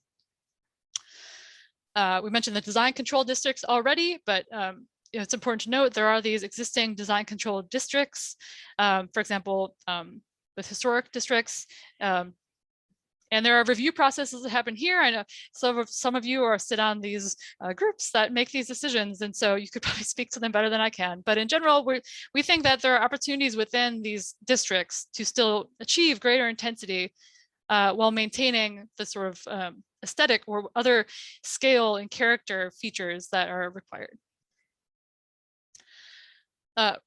We heard a lot about environmental concerns of implementing the map as we got feedback in the last round.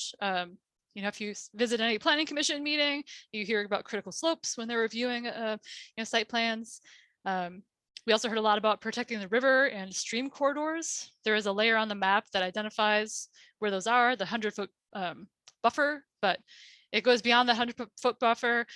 Development needs to take that into account, as well as stormwater runoff, floodplains with the river, and as I mentioned before, topography. Tree canopy is a major concern of people in the city. Tim, you may be happy to hear that, or just recognize it anyway. And it's a priority for us as we move toward the zoning ordinance, well, in the comprehensive plan, but also as we move to the implementing ordinance, that we make it clear how trees should be, retained, protected as much as feasible, recognizing that it's not always possible, but as much as possible. Old trees are better trees in terms of carbon sinks and whatnot. We love all trees, but we're trying to both retain trees for human livability, shade when walking, but also for larger goals related to climate change, heat island effect. Trees do a lot. Tim, would you like to expand? I just want to jump in, to say that trees are like a land use issue and an equity issue and a public health issue, as well as an environmental and like livability, quality of life, economic vitality issue. And I'm so happy to see tree canopy like that raised on this slide, because I've just noticed like in other slides and other areas of the comp plan, we talk about natural environment and open space and parks, but that often sounds like it's access to other places, but we really need tree canopy in our neighborhoods, in our mixed use districts, and the city's tree canopy is declining each year. And I think there's been a lot of good coverage, including on Cville tomorrow, about the urban heat islands and how those directly correlate with formerly red line neighborhoods, not just in Charlottesville, but really coast to coast and border to border across the US. And so it seems like anytime we can emphasize tree canopy and not just kind of like general statements about nature or the natural environment, I really support that and think it's an urgent priority for Charlottesville. Thanks. That is something we've looked to adjust as we're refining the chapters, but I'm going to go back through and make sure we have done that wherever we can. The last point on here, transportation, I've already hit on several times. Transportation is an important part of getting around. Creating walkability, but also safety and access is an important consideration here. Jeanette has her hand raised. I can guess what you're going to say, but I would love for you to say it. Yeah, it just seemed like a good time to add. I know there's so many important discussions that we're having about land use and the zoning and all of these maps.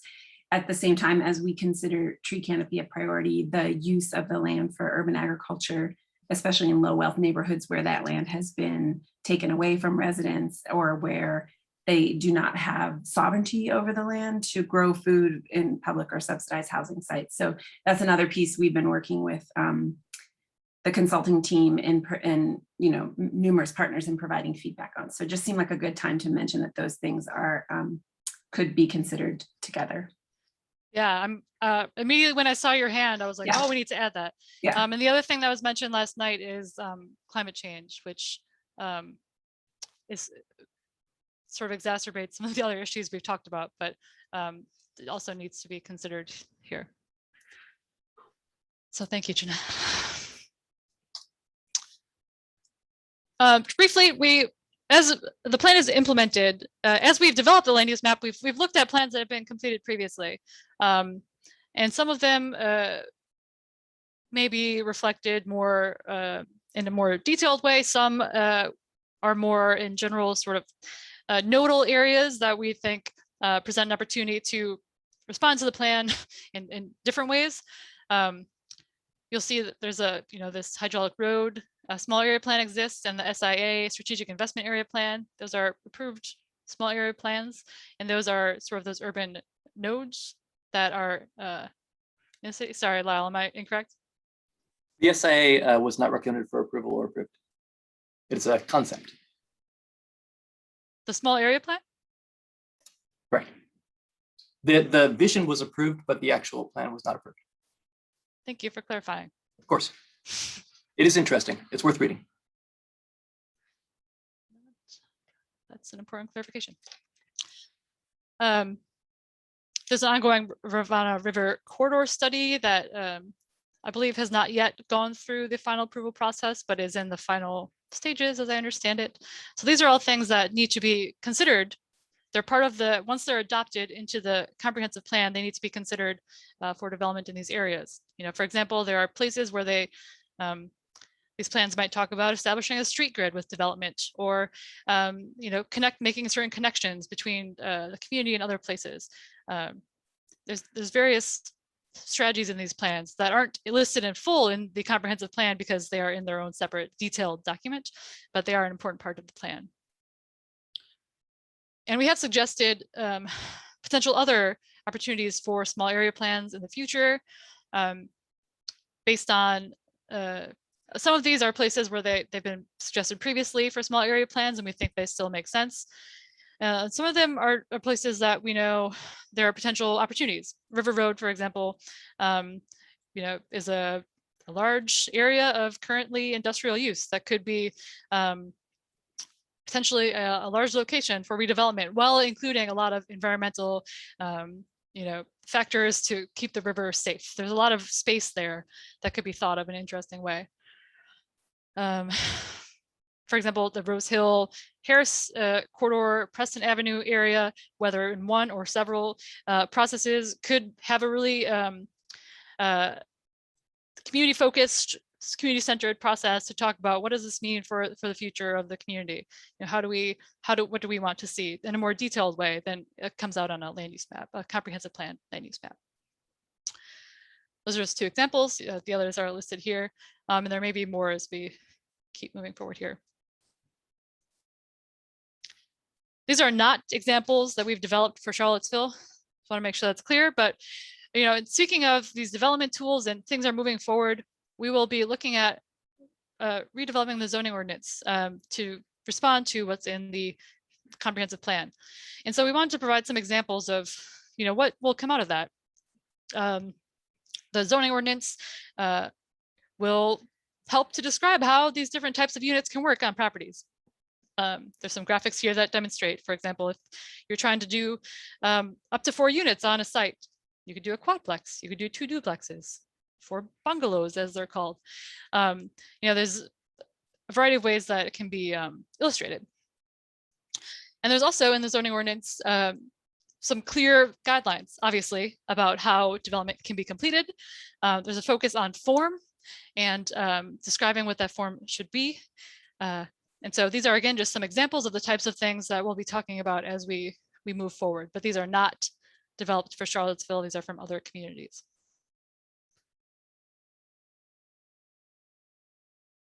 All right. Well, I've talked to you a lot. That's it.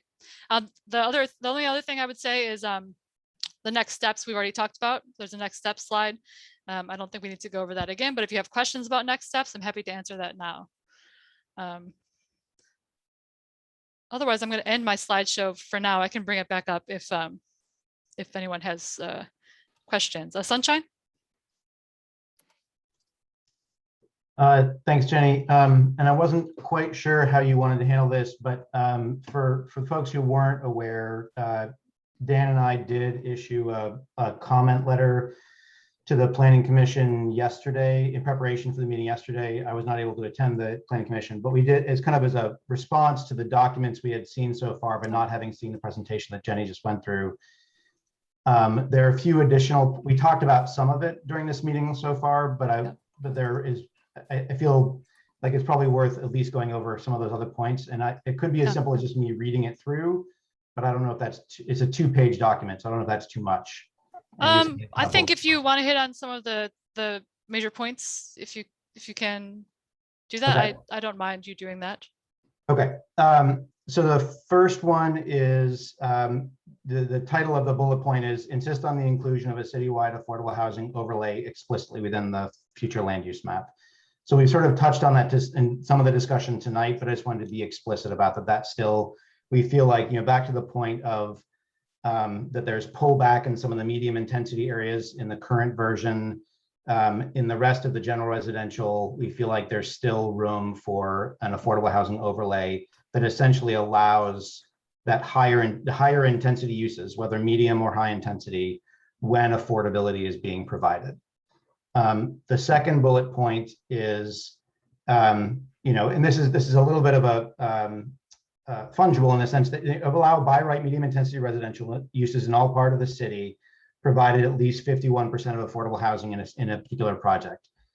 That 51% is not like a magic number, but it's a number we put out there to try to encourage you know, serious commitment to affordability. We've already talked about the idea of the sensitive areas and our support for that in general, although it does, I do think it still needs fine tuning and figuring out.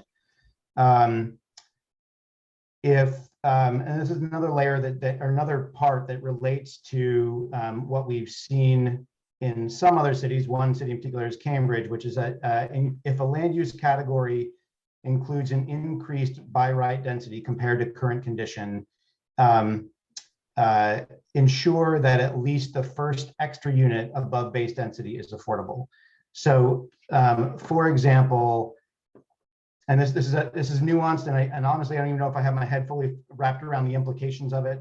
But let's say, for example, we are going from current R1 to general residential, and it allows for 3 or 4 units, whatever the number ends up being.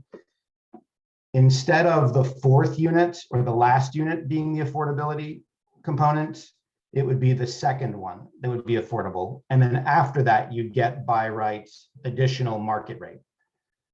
So it ensures that the affordability component isn't left out dangling at the end. And then there is also, this is likely to be somewhat controversial, particularly given what we just saw with the reduction in heights in the use categories. But we have generally supported the idea of maintaining by right heights up to 4 stories in general residential, specifically to allow for the concept of stacked townhomes and other methodologies for infill creation in the city that is, we're seeing be successfully used in other parts of Virginia right now. So I just wanted to kind of lay those points out there. I got a question for you, Sunshine. That's and I really appreciate you folks' initiative on this. My question has to do with getting the developer to do the units before they get to the 4th unit. Do you think it will be an attractive option for a developer, when there is no public investment in their project, to require them to do the affordable unit earlier, than after the 3 units? So Alex, what you're pointing at is that we want to make sure that we want to prioritize affordability. At the same time, we don't want to create the boundaries or the guidelines for that to be so restrictive that no development happens at all. And so we have to find that sort of middle ground that kind of gets at both. Yeah. Fundamentally, if we're leaving it purely to just zoning and just the affordable housing overlay concept, I think we risk failure. It has to be tied with some carrot as well. And so one, relatively simple example, and there's plenty of precedent in other cities, is that whatever, if you're doing an affordable unit, you automatically get a property tax abatement or reduction to counterbalance the effective loss of revenue that would come from the renting of or ownership of that affordable home. So New York City does that. Lots of places do that, where they have an inclusionary zoning requirement and they have commensurate property tax reductions or rebates, associated with that. So and I don't know that that's going to be sufficient on its own. I think we have to be thoughtful and careful about how that's constructed, but I think we need to do that construction if we're going to have any progress. Sunshine, can I ask you a question? In the Cambridge model, how do they get the affordable units that are above the basic zoning?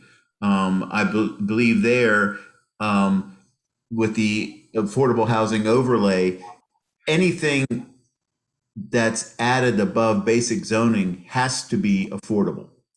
And it's only affordable units that are added or allowed to be added, and up to 3 or 4, I believe. And they have to be affordable permanently. So how do they what's the incentive for getting them to just add affordable units? My understanding of the Cambridge overlay, and to be clear, I'm not suggesting that we take the Cambridge overlay verbatim and apply it to Charlottesville. I don't think that's actually appropriate. I think there are aspects of what Cambridge has done that are precedent setting and are really compelling, but we need to make them Charlottesville specific, just because we are 2 different environments in 2 different cities. But to your point, there is a base zoning in different places, different types of zonings, different types of land uses throughout the city of Cambridge. And my understanding is that essentially the affordable housing overlay gives additional bonus density effectively, but that bonus density only applies if you're doing 100% affordability. And the purpose of that is not to incentivize market rate developers to do affordability. The purpose of that is to put affordable development on the same footing as market rate developers, so that we start to have affordable options being built more quickly.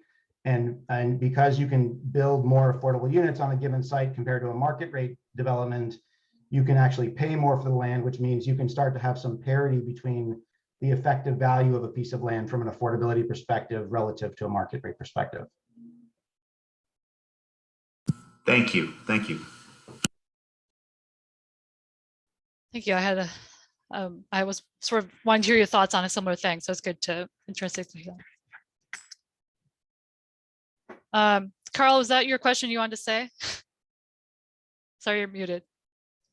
Sorry, pressing too many buttons. No, a different question, logistics question. Sure. Because I'm on 2 committees right now that are having some changeover in members, and they're both on this board. And I just want to make sure, what do you see for the steering committee between now and the end of the year? Do you think there'll be some more meetings? When do you think the steering committee will start discussing the zoning review and the code rewrite? So I don't think we'll have any more meetings this year for the steering committee. In January is when the zoning rewrite is expected to start, if this proceeds as currently scheduled. And so I think it would likely be when we have the initial diagnostic, is what they're calling it, the sort of framework for what is going to be done in the zoning rewrite. So I would need to confirm with Lee on that, but I think probably like February. Okay, great. Is my guess, but we'll confirm that. Okay, that works well for changeover of members. So thank you. Sure. Diane? Hi, thanks. You're showing the sketches of potential housing arrangements on any lot following the discussion on environmental impacts, in particular climate change, really caused me to go, whoa, that picture, because what was not shown in that picture was the parking. And I realize I'm going into weeds on something, but But a lot of those lots, in order to service 3 or 4 units, we can assume that every bedroom has the potential to generate 2 cars, unless someone is living solo. And so some of those pictures you have shown could have 6, 8 cars. So in other words, lots, the front yard, what would have been the front yard could very well be a parking lot, because I imagine in some lots a driveway into the back could consume too much of the width. But anyway, the point is the impervious surface coverage.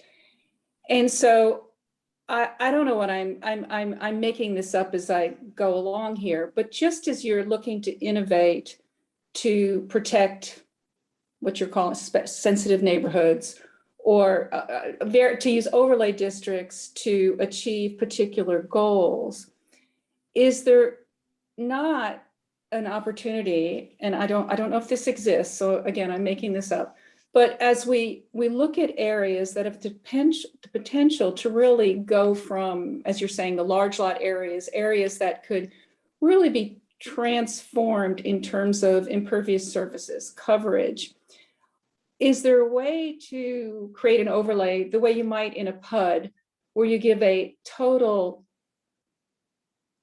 capacity, carrying capacity of a neighborhood that then limits the capacity for further coverage, so that there are built into the plan environmental sensitivities? Again, just as you're focusing on areas of innovation, another area of innovation, which would be model making, is to really embed into this plan these measures to protect the overall environmental impacts of these development areas. So I mean, as someone was talking about the role of trees in our air quality, the role of land in a grass and hopefully not grass, but native plants and other plant materials in our stormwater. If we are a city of rolling hills, and on a day like today, if I walked outside and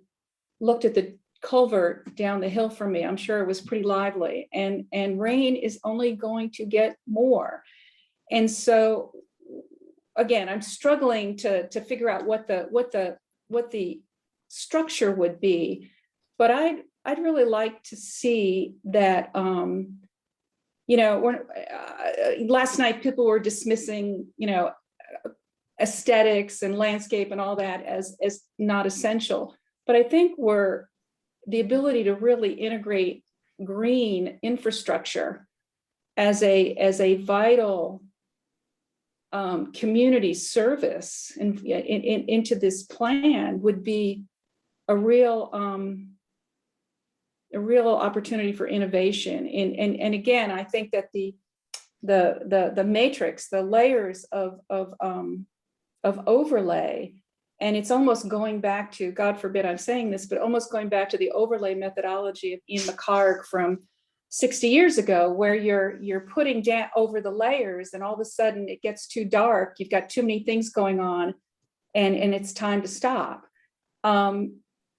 Anyway, I think I'm beginning to ramble here, but that picture of those sketches of buildings, really of patterns that may happen on any lot. And obviously the impact is going to be driven by the size of the lot. But I'd like to see some, I think that your environmental chapter could really get beefed. Well, I'd like to see it, but I hope you're going to have some real substance with regard to significant environmental protection.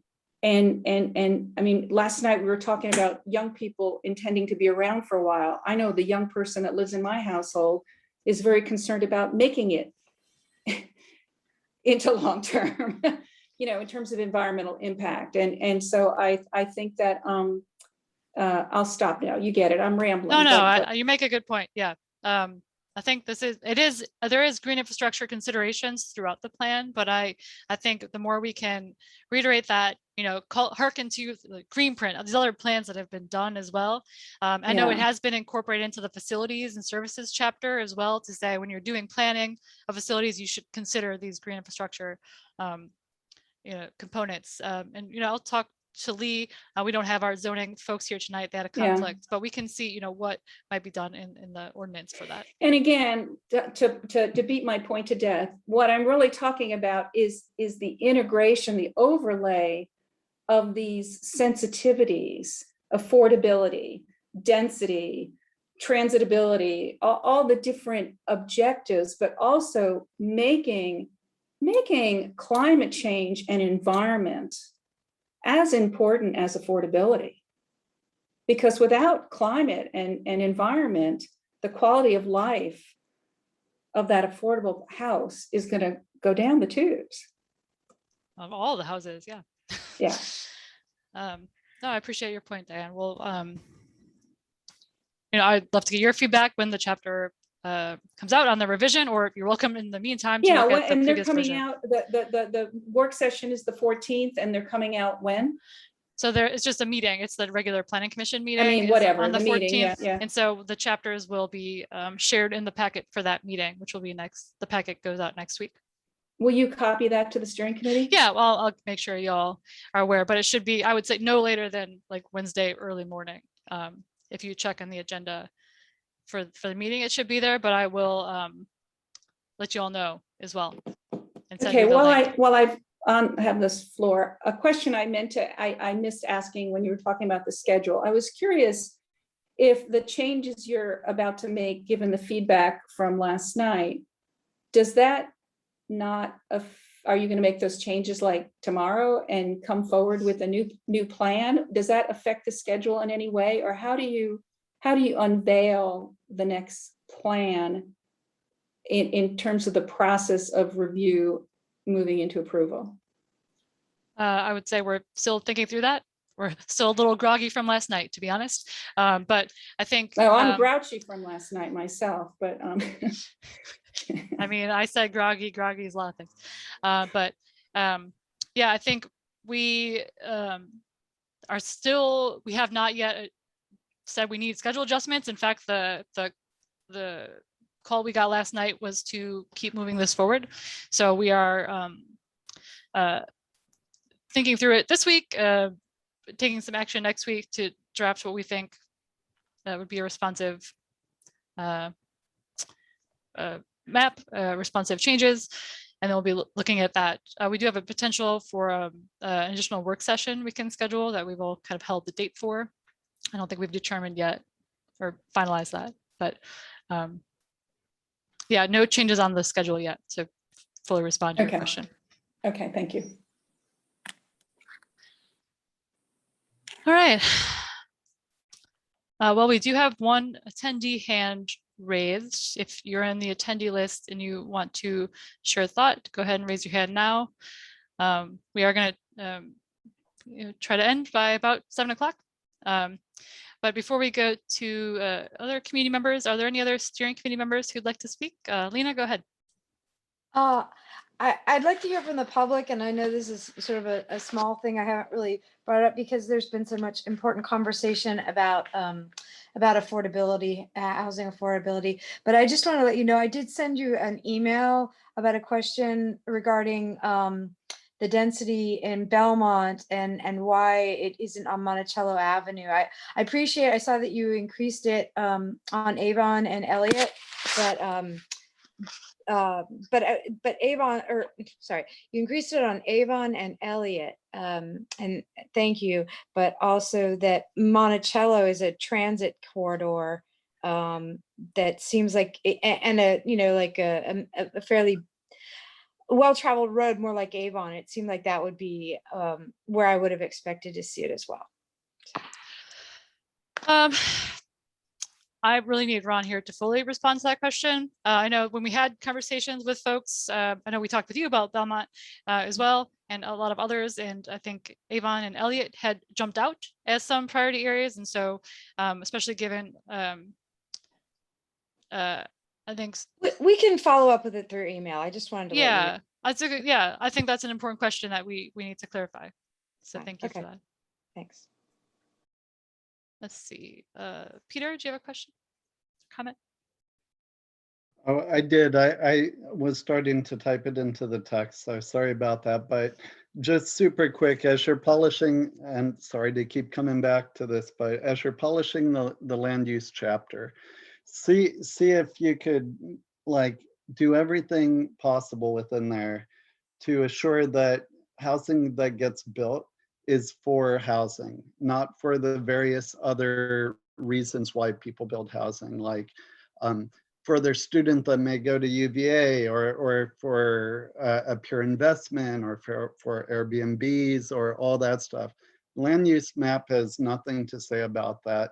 And the zoning code is going to have nothing to say about that.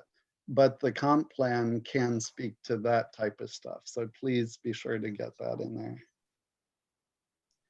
Making a note about that. Thanks. And I mean, Airbnb, that type of use is certainly something we've heard about quite a bit in this process. Navarro, did you have some thoughts? Good to see you, by the way. It's been a while. Yeah, the babies kept me busy. So I just had a quick comment kind of on Diane's thing about impervious service. And I feel like the low hanging fruit there is getting rid of parking minimums. I know not all developers feel this way, but I've at least talked to a couple who are like, if I could get away with putting in less parking, I would, because it's expensive and I can't really recoup that cost. So, and especially once you start looking at probably, I mean, this is me speculating, so take it with a grain of salt, but I suspect we'll see housing go in like along transit corridors first. Like even if everything does get upzoned, it's going to be probably easier and just more attractive to put it in those areas. So like if you have access to transit, you don't need a car as much. So in my opinion, anyway, I know we're in America, so saying you might not need a car is heresy, but well, it's a long-term vision too, you know. Yeah. Yeah. All right. Well, thanks, Navarro. Let's see. I think we have 2 more raised. Diane, do you want to say something? Yeah, I just wanted to reply to that because in my neighborhood, street parking is a real issue. And so I agree. I walk as much as possible. But it's going to be a while before we have meaningful transit that truly allows us to provide for that. Hopefully there's jobs downtown and people can walk. But in the meantime, if developers do not provide the parking, it dumps out onto the street. And one of the criticisms that when my neighborhood has met about some of the illustrations is you've drawn on images of cities with much wider streets. And in Charlottesville, many of the neighborhoods have very narrow streets, and the on-street parking is already a problem. And so while I'm, again, not denying the objective to get rid of the cars, in the interim, lowering the parking minimum just dumps the parking issue as an externality into the street for the neighborhood to struggle with. And there's already streets that are heavily overburdened with street parking right now. Thanks, Diane. It is, to speak to both of your comments, it is in the document for the zoning process to consider whether that would be appropriate in specific areas. But recognizing, there are neighborhoods that have more constraints than others. Needs to be a consideration. So thanks, Diane. Mm-hmm. Let's see, I don't see any other hands raised from the steering committee. So at this time, I'm going to go ahead and ask LaToya. Actually, I'll soon ask LaToya to do this, but I will offer Michael the chance to speak, and then we will move on to community comments. Michael?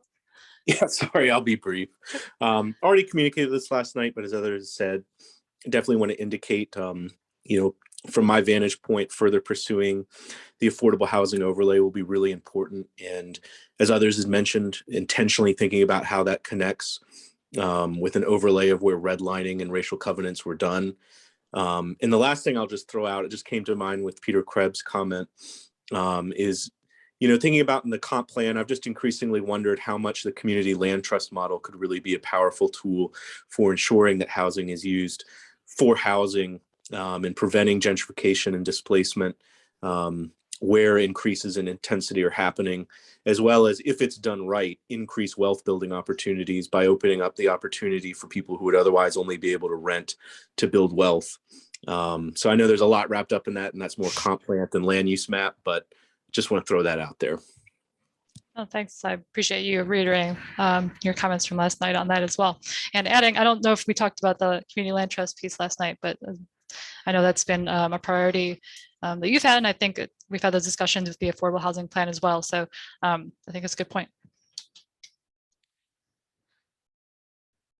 All right, let's see. We have 4 attendees with hands raised. So I'll ask each of you, if you could, to sort of similar to planning commission or council hearings, if you could stick to about 3 minutes with your comments, that would be great. And we do intend to not go much after 7, but we will commit to at least having the 4 of you speak your comments. So LaToya, please go ahead. Michelle Rowan, I'm going to bring you off mute. You should be able to unmute yourself, Michelle Rowan. Hello? Yep, hi, we can hear you. Hello. Hey, so I listened in and spoke a couple times last evening, and a couple things really hit me. First, I'm actually a very strong supporter of removing the R1, even though I live in R1, because what I see is what you guys have been talking about, especially Ask Lisa and Jody and Sunshine, is that there's a double-edged sword there. Are we going to actually restrict people in R1 from having, you're going to limit wealth growth. If people want to move, then they're not going to be able to have the buyer who wants to buy it because they can't build. And that's a problem. And since this is a whole process of being equitable, which is fair and impartial to all citizens of Charlottesville, I say, like a lot of cities, open the zoning up everywhere and don't cherry pick. Because then everybody has the opportunity to do what best fits them. I hear a lot of the questions, like Diane, the question about parking, such an important question. But it's interesting because we want to push forward, yet all of those models are actually part of what's called project scope. And I don't know, Jennifer, are you a PMI certified PMP? No. Okay. And I'm going to guess that nobody here is, but there are project managers that are certified. I'm one of them. There's a process that you go through, and all of these things would have been addressed had you used a certified PMP. I don't know how you guys weren't led in that direction, but at this point, it's a little disappointing and frustrating as a citizen here, because these are valid questions. There is a very specific professional process. People are certified in this. They are. I'm one of them. It's a hard test, but it is a worthy test. And you don't get to be a project manager in the federal government if you don't have the certification anymore. I mean, so I'm sorry that you guys didn't understand how to vet the consulting firm that was going to help you, because you guys have great questions, but they should have been answered in a very specific order. And you guys should have had a very specific project scope. I mean, I don't know how we got here without it, but I would have guessed that we weren't certified because I added up the respondents, May to June, 147 comments. That is not statistically relevant for the number of people that live in this city. And Mr. Merwin, I'm going to ask you to wrap up your, comment because you're past the 3-minute mark. So if you can wrap up your comment the in the next 10 project seconds. manager would have known that, and they would have brought it to your attention that they needed to readdress how you guys were going about very specific elements of this project. I have a lot more. I'll send a note. Can I get an email address? Yes, I'll put it in the chat. Right. And please make sure we can all see it, not just the consultants. I'd like to hear the rest of the comment. Thanks. All right, one moment. I'm going to go to our next person. One second. All right, the next person will be James Grove. Give me 1 second. All right, James, you should be able to unmute yourself. Hi, I'm James Grove, city resident and UVA instructor in the area of sustainability and clean energy systems. I want to express my concerns regarding the climate impact of the proposed medium intensity residential zoning. Specifically, that zoning will lead to the environmentally irresponsible tear down of existing single family homes. Tonight's presentation does not show us a pathway from single family homes to 5 to 12 unit high density housing without tear down. Tear down will take the bricks and mortar, siding and wood products, sheetrock, shingles, copper wiring, and nails of homes and throw them away. From a climate perspective, that is awful because those materials were overwhelmingly produced via the burning of fossil fuels and the emission of greenhouse gases. Fabrication of their replacements will also generate greenhouse gases. That 20th century type of throw away and replace strategy is not compatible with a city that says it wants to cut its greenhouse gas emissions by 45% in less than 10 years. If we give away by right development of R1 properties for 5 to 12 units, demolition will follow. I listened to the entire Planning Commission meeting last night and came away concerned. I heard several commissioners ask for more medium intensity residential zoning. If the city really intends to address climate change, how can anyone push for plans that will lead to more teardowns? Many seem to miss the strong connection between care for needy neighbors and care for the environment. Equity, affordability, and climate change need to receive equal billing in this planning process. Right now, climate is the poor stepsister in the process. Studies indicate that higher temperatures, more extreme weather, such as our recent heavy downpours, and higher cooling bills will hit our disadvantaged neighbors hardest. If we want to boost the prosperity of needy neighbors, how can we justify ratcheting up the risks of climate change? Instead, let's work together to find solutions for greater equity, increased housing density, and substantially enhanced affordability that do not involve the demolition of existing structures in our community. Thank you. Thank you.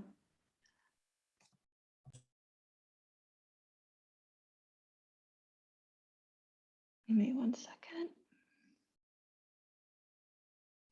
All right, our next speaker will be Elizabeth Sloan. Elizabeth, give me 1 moment. And you should be able to unmute yourself. Hello, am I unmuted? You are unmuted. Hello.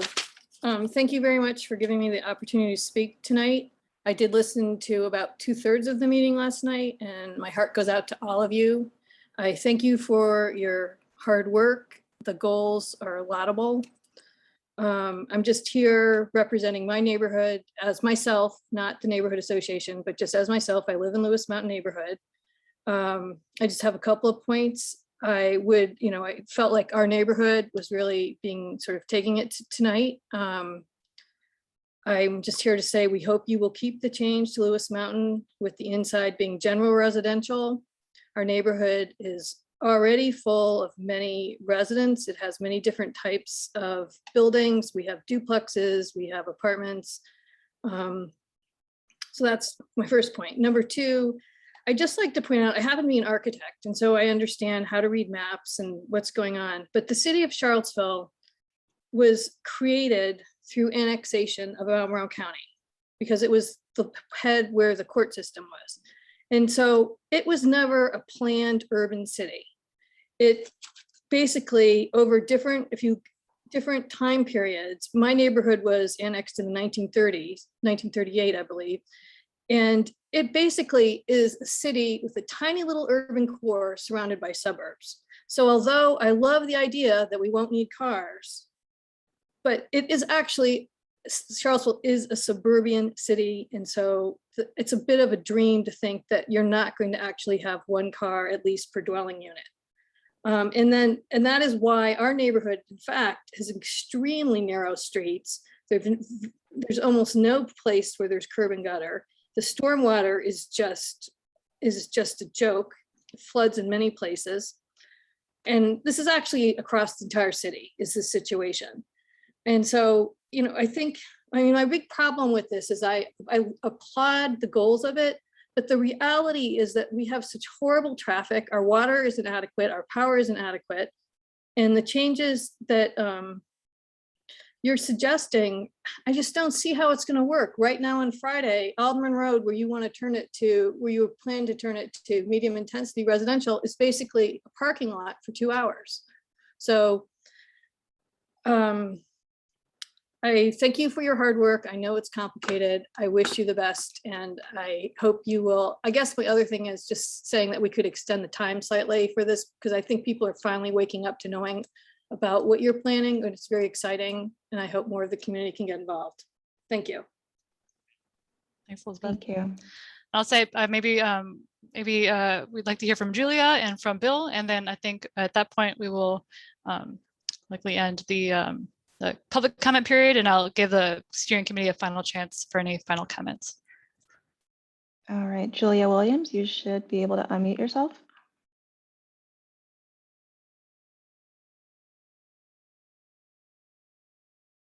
Julia Williams. Now. Can you hear me now? Okay. Yep. Sorry, many buttons pushed. Okay. I'm in the Belmont Carlton neighborhood, and I am representing the neighborhood association on this point, and that is that communication has been a little bit, some perceive it as being inadequate about what's happening, and certainly heard that in comments last night. I feel like there've been plenty of meetings and some social media announcements, but I have not seen this group, the steering committee or planning commission or the consultant reaching out specifically to the neighborhoods. Yes, we can reach to you, but we don't have, you have to come to us. We are just a small group. You can reach out to us and make the forum that we can then interact. And I think we have Zoom meetings now monthly. We'd love to bring you in, but maybe we have a format that's going to be a little bit more conducive to constructive feedback from both sides. So I'd love to maybe in the next quarterly, well, not the next quarterly meeting, but maybe there's an opportunity to ask the neighborhood association boards to come together and propose how we do this. Because as you get into the zoning part, it's only going to become more important. And I think that's a missing opportunity. Little point, did you record last night's session? I was there for the whole thing, and the record button went off. So should we direct people to it, or does it not exist? I don't know. It would be on the city's Boxcast website if so. Okay. We'll check looks it like out. it looks like it's on there. Yeah, five wonderful. almost 6 hours. Yeah. Very good. And then the last comment I have, and this is maybe more from myself than the neighborhood association, but yesterday there was conversation about how do you weigh comments, and I'm just going to give you kind of my input. I see data saying how many comments were on a specific issue. I also heard Alex say in the quarterly meeting, if a comment's already been made, don't add it, just make new ones. So that's in contrast to anybody trying to quantify importance based on quantity of comments. And that concerns me, because if we're being told on one front to just bring up new ideas, and on another front, you're actually counting the times you hear a topic, it's a little bit tricky. So the whole weighing input, I see the consultant being yo-yoed around a little bit. you know, making changes to address community and then the planning commission saying, no, no, no, that's not what we want. I think this is tricky and there's a bit of a problem here on how do you take our input and digest it and make it work for a community-based result. So I'm saying this because I hear concern from our neighbors. The comment that I'm not being heard, or the comment that I say something and it's not addressed, or the comment that I don't know how to get the information. I think we need to help them, and whatever the neighborhood associations can do, we're here for you. So please reach out to us. And that's it. Thank you. Thank you, Julia. All right, and our last speaker will be Bill Emery. Bill, give me one moment. You should be able to unmute yourself. I'm hopefully unmuted. Oh, You very are. good. So, I don't know how many of you guys were at the meeting last night, but this is actually something different that I'm concerned about tonight. You know, I really applaud, and I haven't been at your whole meeting. I've been sadly sitting on the kitchen floor with a dog who's very, very sick and have not heard everything. But I did want to just get in and mention, I know, like I say, I applaud y'all's efforts to protect sensitive neighborhoods and from development that might displace people. And I noticed that suddenly Riverside Avenue, which is a housing choice voucher, Charlottesville community housing, scattered site housing, not a affluent neighborhood by any means, very blue collar sort of place, has suddenly all become medium intensity residential. And it's sort of like, I don't know how the French say it, but it's this idea of like a banlieue, I think, BANLIEU. It's sort of a poor neighborhood that's way away from center city, way away from any facilities. Now, I love the Willow Mills. The great thing about that, having that medium intensity residential there, would be access to the park. If we were to get the long range transportation plan pedestrian bridge to across the river there, it would be fabulous. It wouldn't be such a bad idea. But as it is now, that is a terrible location for that degree of medium intensity residential. There's only one way in, one way out. It's not like it's in the grid. It's like putting 1,000 people on a cul-de-sac at the far reach from any city service. There's no, and it's lousy bus service there. There's no library. There's basically nothing. And it's just a really bad idea. And I hope either you can propose to, just look at that and see what the sense is, because essentially it's doing bad things to a bunch of people who don't need bad things done to them. So I hope you'll reconsider that. Anyway, thank you so much. And thanks for all you're doing. Thank you. Let's see. And thank you, LaToya, for so gracefully facilitating our comments there. Let's see, I want to, before we close out, just a little after 7, I just want to give the chance, is there any final thoughts from the steering committee?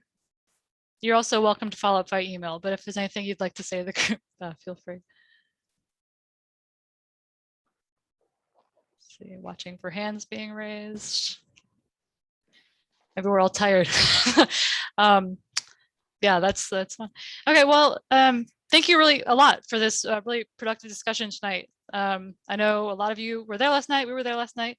We've been talking about these issues for a while, and I know we talked about some of the same things today that we did yesterday, but it's really good to hear your perspectives on the same things, and it sounds like there's support for the same things we heard in many ways, support for last night.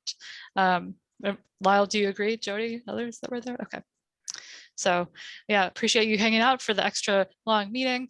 As noted, we will, I'll make a note to notify you when the packet's ready for the meeting with the chapters. Would certainly welcome your input separately. Feel free to send me comments that you have on chapters directly to me. Happy to see that. Jeanette, go ahead.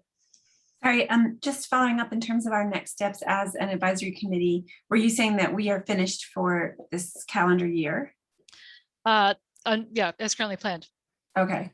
Yeah, but as in terms of meeting as a group, but I would love your input on chapters and as we move forward here. So I'm happy to interact with folks more less, not in the meeting setting, but yeah, nothing scheduled for the rest of the year. But we are not disbanding. We are still an advisory committee, maybe active again next year. Okay, That's right. The idea is, thank you for clear.